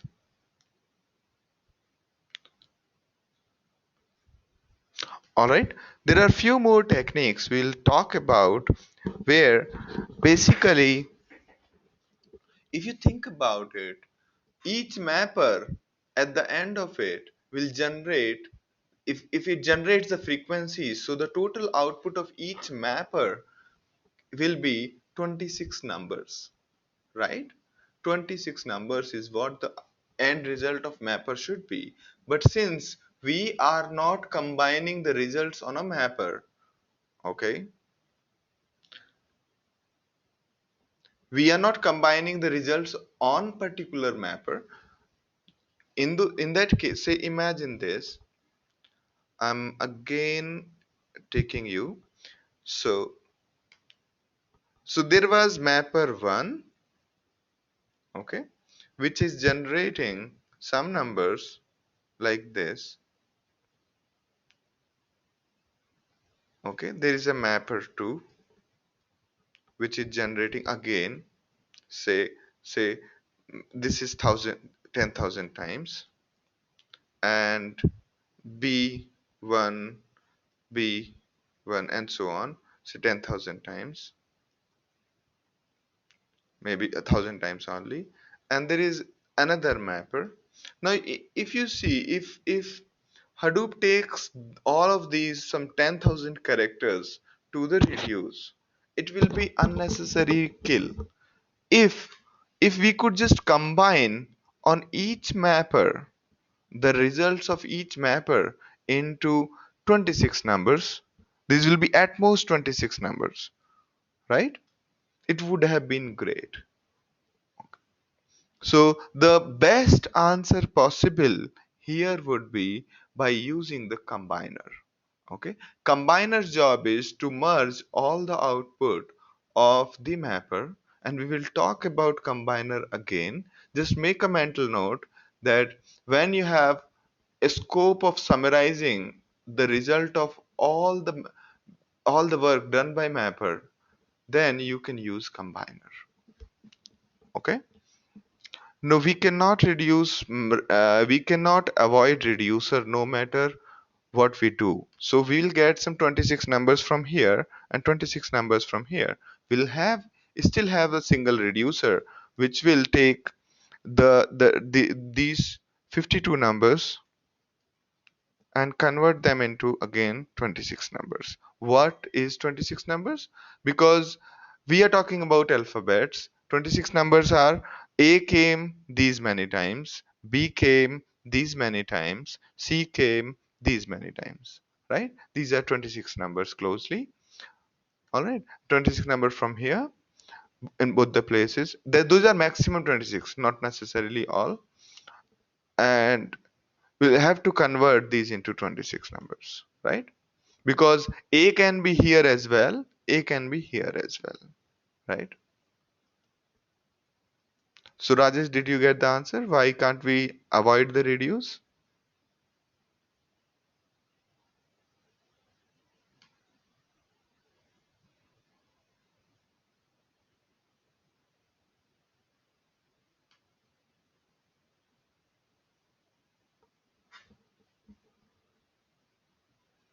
Yes?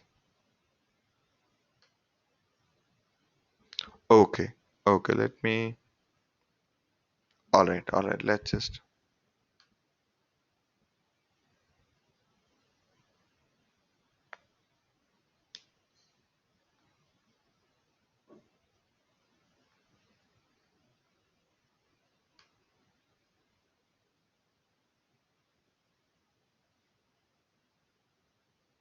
Right, you're right, Mark.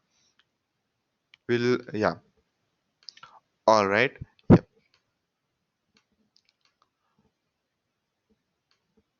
Okay, so who has done this question?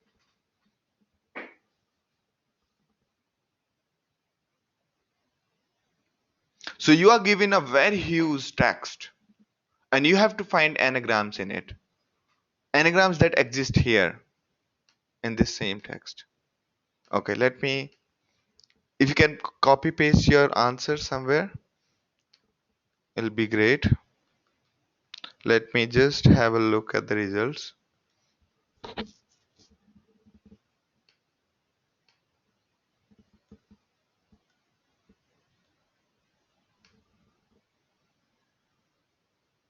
Okay, so what he says is while the string has next. So I'm talking about this question where we are trying to find anagrams in my input. Okay.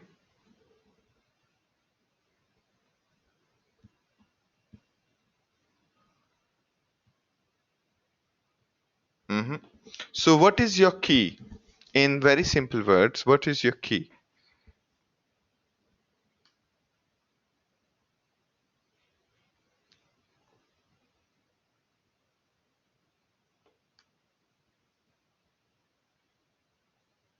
All right.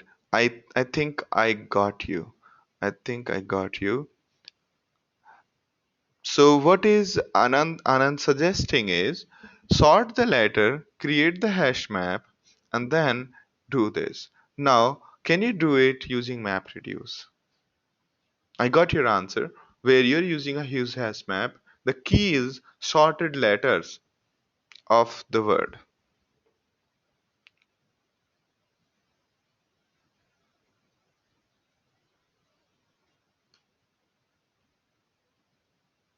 right? That is your approach, Anand, right? So you basically sorted the letters and put that as the key for the word. In case you find another word, different word, but same key, then it's an anagram. But my question to you is, how would you do that using MapReduce?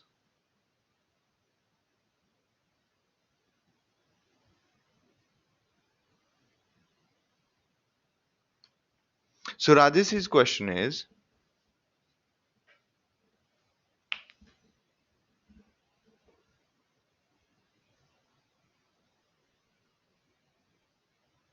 okay, Rajesh's point is that we can find ASCII value of the string and keep that as, not really. So ASCII value is generally of a character. So will you sum up all these values? Or what will you do with the ASCII value?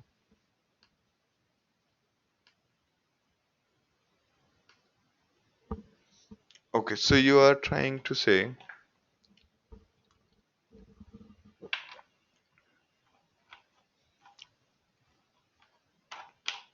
no, my question to you is that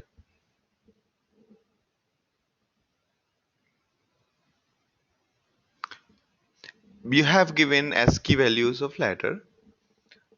Each letter is got some number. And how will you create the overall key? By summing up all the values? Or by creating hash code out of all these values? What will you do?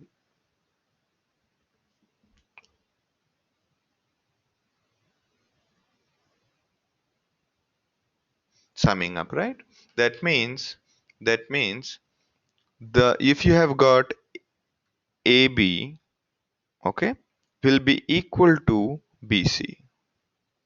Sorry, will be equal to let's say BD will be equal to AC, AE,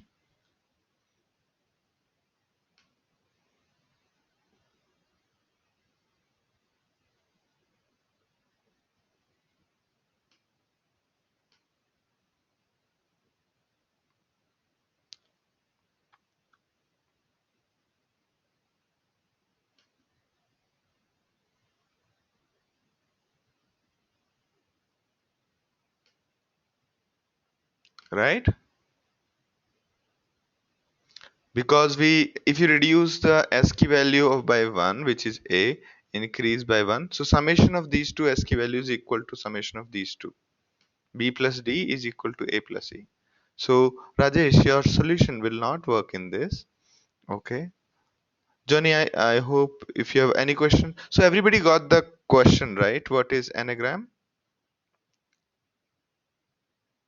So I was actually reading through uh, Anand's way. So Anand, did you have a suggestion? I think you had some suggestion and I missed it. Okay. So anybody else who has done this one? Basically, you are given a very huge text and your role is to find all the anagrams possible. All the anagrams available in this text. What is anagram? Anagram is twisted letters of a word. The way if you have been you played the game called text twist, okay?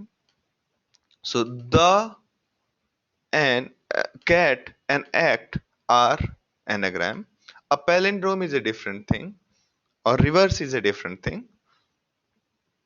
Take, act, and cat. They are the anagrams and are existing in the text. It can be any number of characters.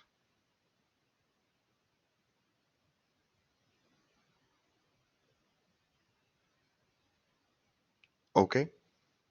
So Anand is saying, I was thinking that out of the above will become map above output of the above will become map to everyone. Yes, that is very close to what we are saying. So the key will be yes, based on your approach. Yes, the mapper will generate key value and the key will be quick based on your approach. I've gone through your earlier approach, the code one. Key will be the sorted characters, correct? Okay, so everybody is with me on this question, right?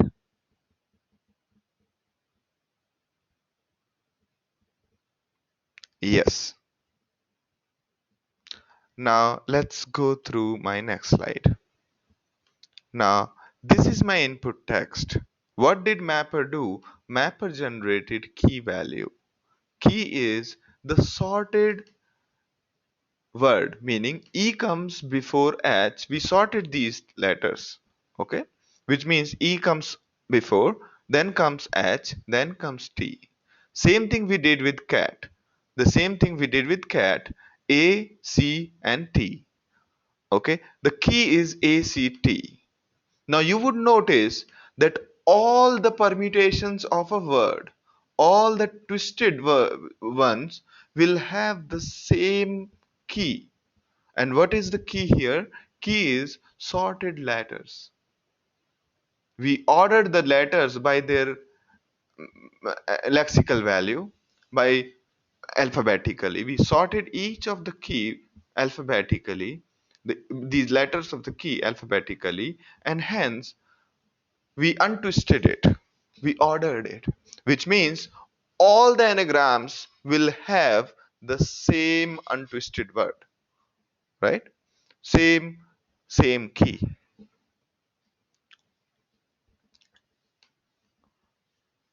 Rajesh, did you get me now? Now, what will happen is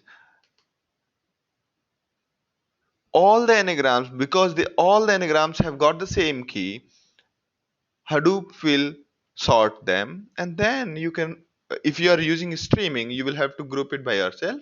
If you're using Java code, then it will group it for you.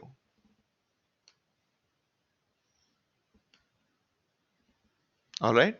Are you okay with this, Mark?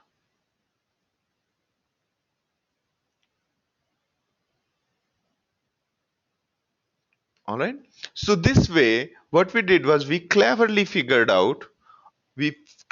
converted our problem into a sorting problem by figuring out the the basis on which our data should be sorted. Okay. Now, should I go ahead with the next problem or do you have any doubts here? Reducer would not do much here. Reducer will just will not filter out all those words which do not have an anagram.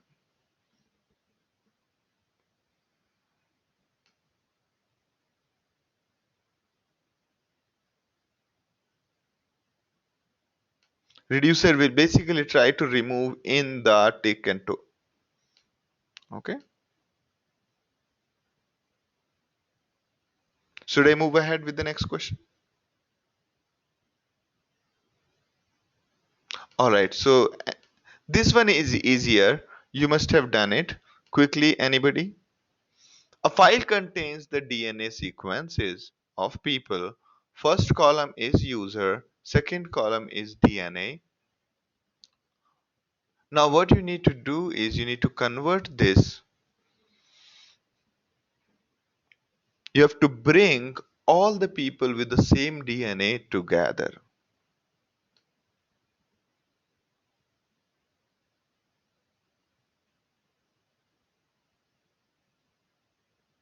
Right. DNA as the key and username is the value. Perfect. This way, all the users will come together for each key. Perfect. All right. So this is okay. Now let's move to the next level. This is little tricky. All right. You got a big DNA sequence of the people. Now some research said the people who belong to the same family have either identical DNA or exact inverse DNA. Okay, now your objective is to figure out how to bring these people together, meaning you have to find out all the people, you have to cluster all the people together whose DNA is either identical or reverse of each other. All right, now anybody has attempted this? Nobody?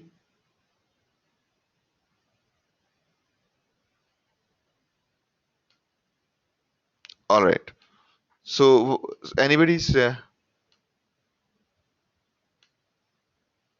okay.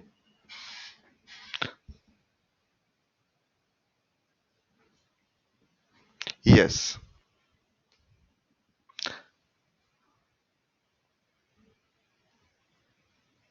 Not really. It's not a similar to anagram. In anagram, we sorted the letters. Why?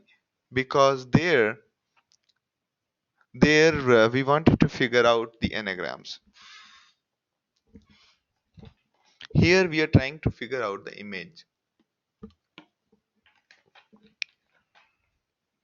Now you can see AGCT is not same as AGCT, but they are anagram of each other.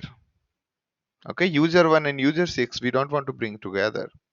Had it been anagram, we could have brought them together. Yes.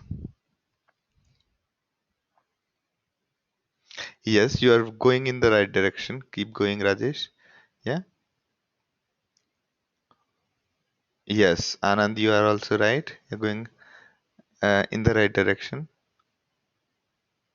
Yes, Johnny, you are also correct.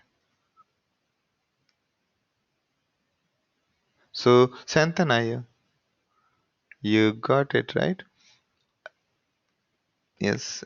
Okay, let me just, because you're going too fast.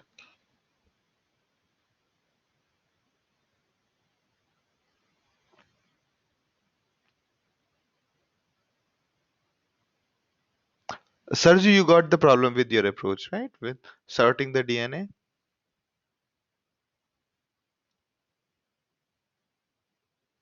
And Santana also.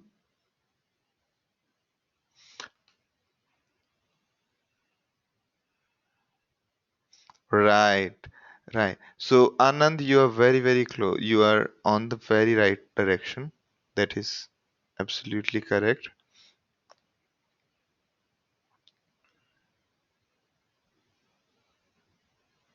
Mm-hmm, mm-hmm, mm-hmm, mm-hmm.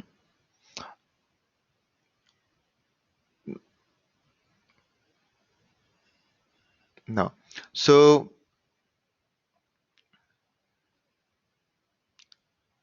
so what you're trying to do is you are sorting the DNA. So why do you want to, what you're saying?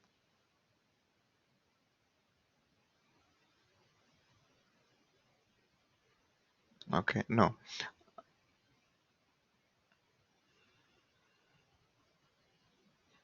Rajesh, so Rajesh, what's your?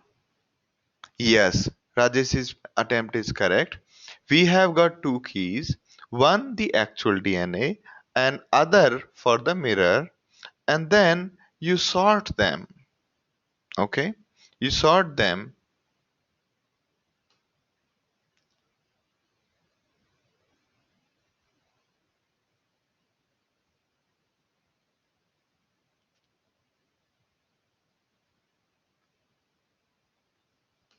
Now, or basically what you do is you pick up this.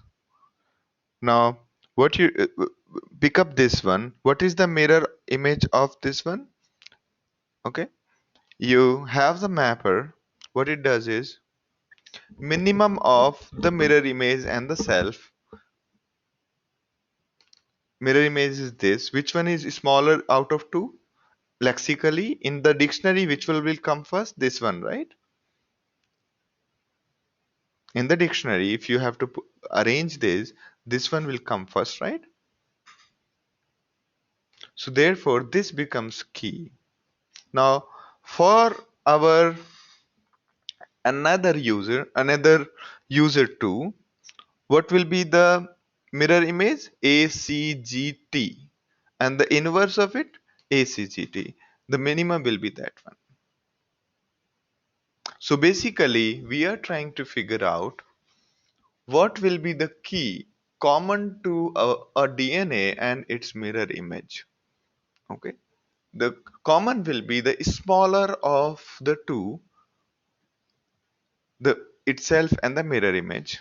As you can see, in case of TGCA, the key is ACGT, and ACGT, the key is ACGT. So both user 1 and user 2 both has got the same key, right? Did I confuse you?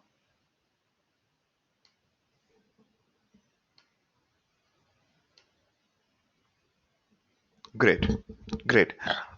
All right, and that's all. You don't have to do anything much in the reducer. Should I move ahead or explain it further?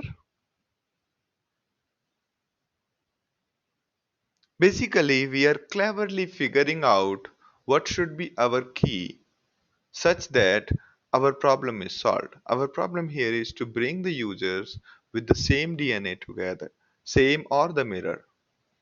Okay.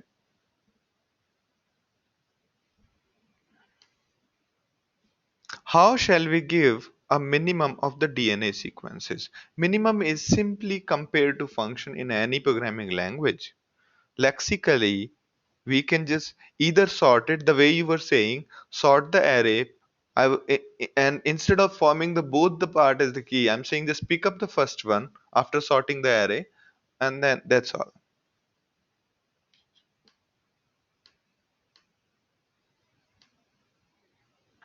All right.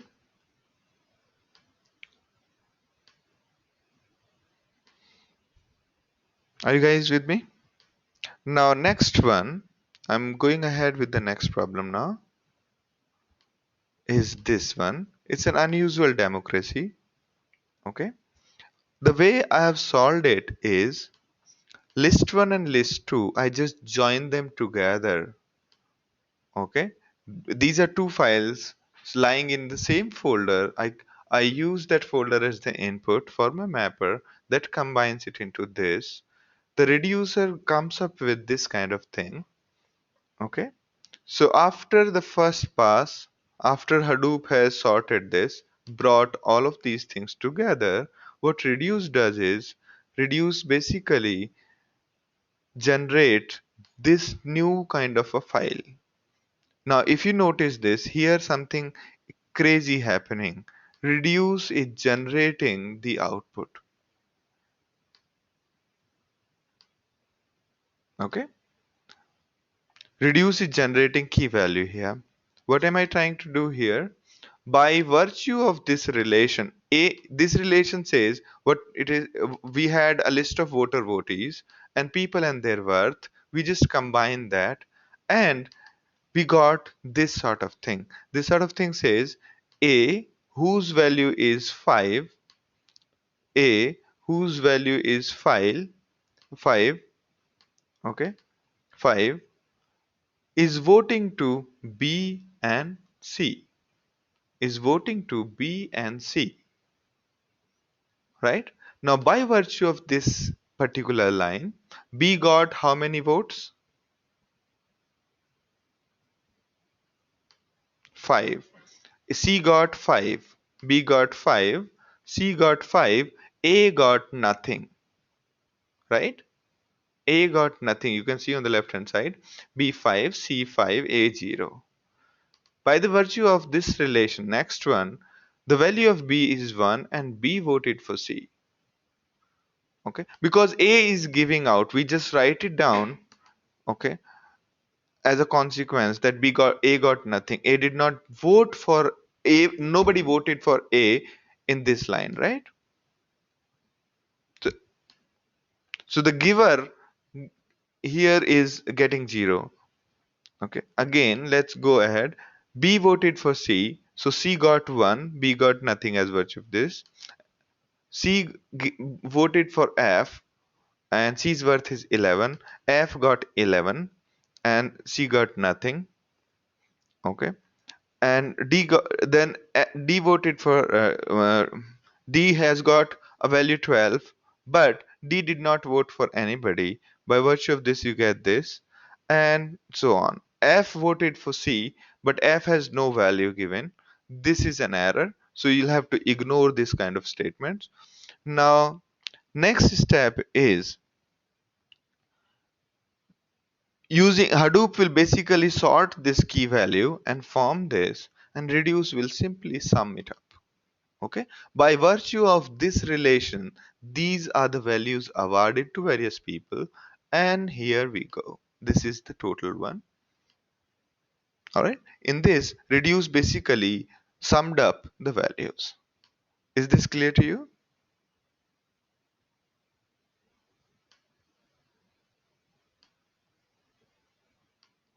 Feel free to ask the question. I'm expecting a lot of questions here.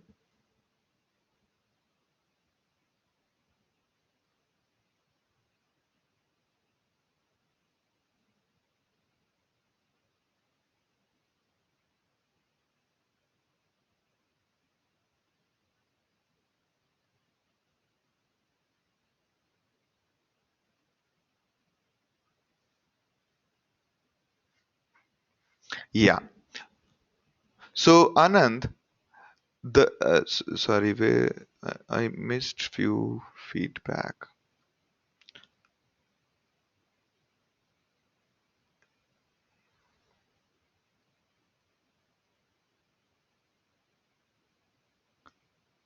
Anand says, yes, it will be good, but if you can solve with the whole flow.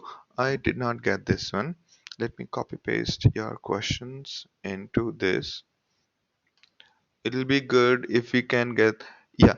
So basically here, I, because we are running over the time. So there was list 1, list 2. List 2 contains people's worth. List 1 contains who voted for who. We merge the two files. If we put these two files into one folder and then feed it to the mapper, this is what we will get. Okay. And then Hadoop will form this, and then reduce will generate a set of key values again. Then we'll feed to Hadoop, and then we generate this. Okay. Now Now, Rajesh's question is, can't we pre-process the input file by replacing the voter's net worth in the list one? So that is exactly the problem. So Rajesh is saying, why couldn't we just replace the people's worth here and then it could have been easy? That is the problem. The way we could have done is create a big hash map, load from here, put it here, and do that. Hash map is too memory intensive, and if there is 5 billion votes, which means it would require minimum of 5 GB of RAM, which is very, very impossible. Okay, so that itself is a very big data problem. Why we generate A0 in first? So ideally, why did I generate? Because as part of problem statement, we wanted zeros also in the output. We wanted zeros also in the output. Okay. If we don't want zeros in the output, then we can actually skip these steps.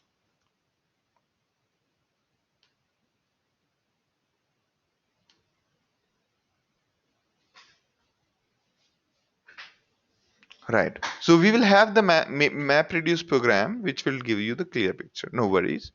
Okay. And you also try to do, if you got the idea, you can actually write a map reduce by yourself. The idea was to create a diagram because probably diagram gives a bigger picture. After reduce, B 1 comma C got 1, that means A got 0. Yes, yes.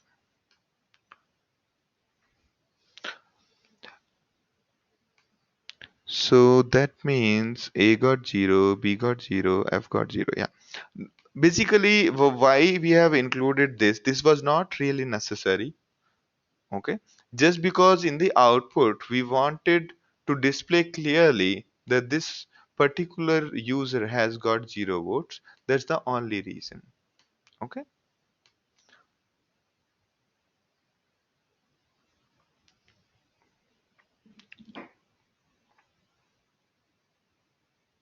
All right, great. Now here we have, you can remove this. That will make our life little simple like this. All right, this is clear. Can remove this.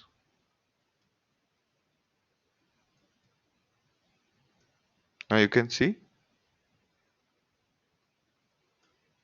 this is easier for you. Nice.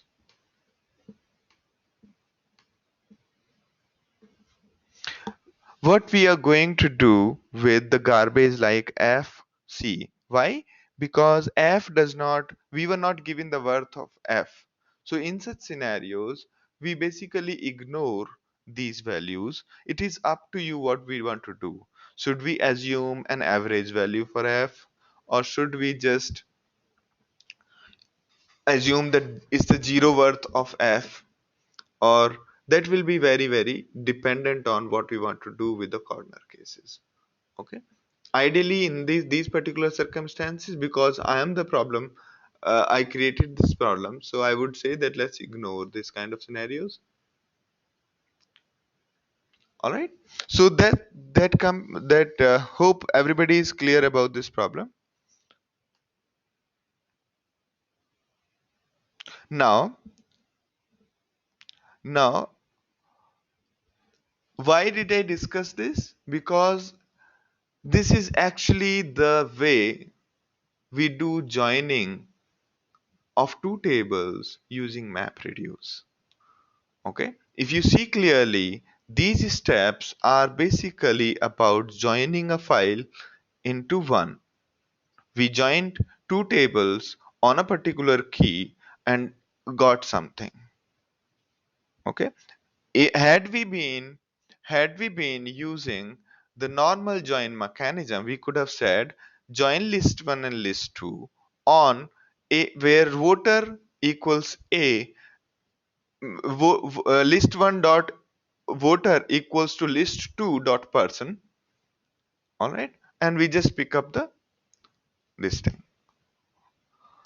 It could have been far more easier had we used SQL. It could have been just, yes. Mark says, I'll assume you can have a file command like at the beginning. Look at file here to replace or clean command, or yeah. So the idea was to give you a clarity of thought on how to create key and how to create value, not exact mechanics of how to get it done. Okay, and yeah, so merge is like data frame in R. Yeah, it's similar to the data frame in R. The most of the ideas are borrowed from this kind of rudiment. This is basically a very rudimentary way of doing things. So HDP means Hadoop actually. When I say HDP, it was Hadoop. Okay, I did not think of Hadoop processing. All right, so we'll continue from here tomorrow. Okay, we are already running some 10-15 minutes late because we started a little later, and so I'll be on the time tomorrow. Okay, so if you have any questions, drop me an email, and I'll try my best to answer it as quickly as possible. And you can basically drop me an email at hadoop@nobigdata.com. All right, thank you very much.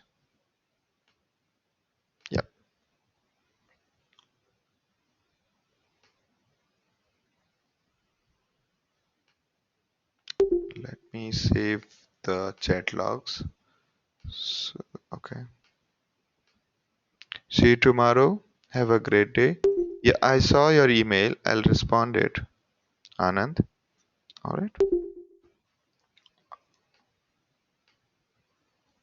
Okay. Thank you, Mark. I'm pretty happy that. Okay. Uh, all right.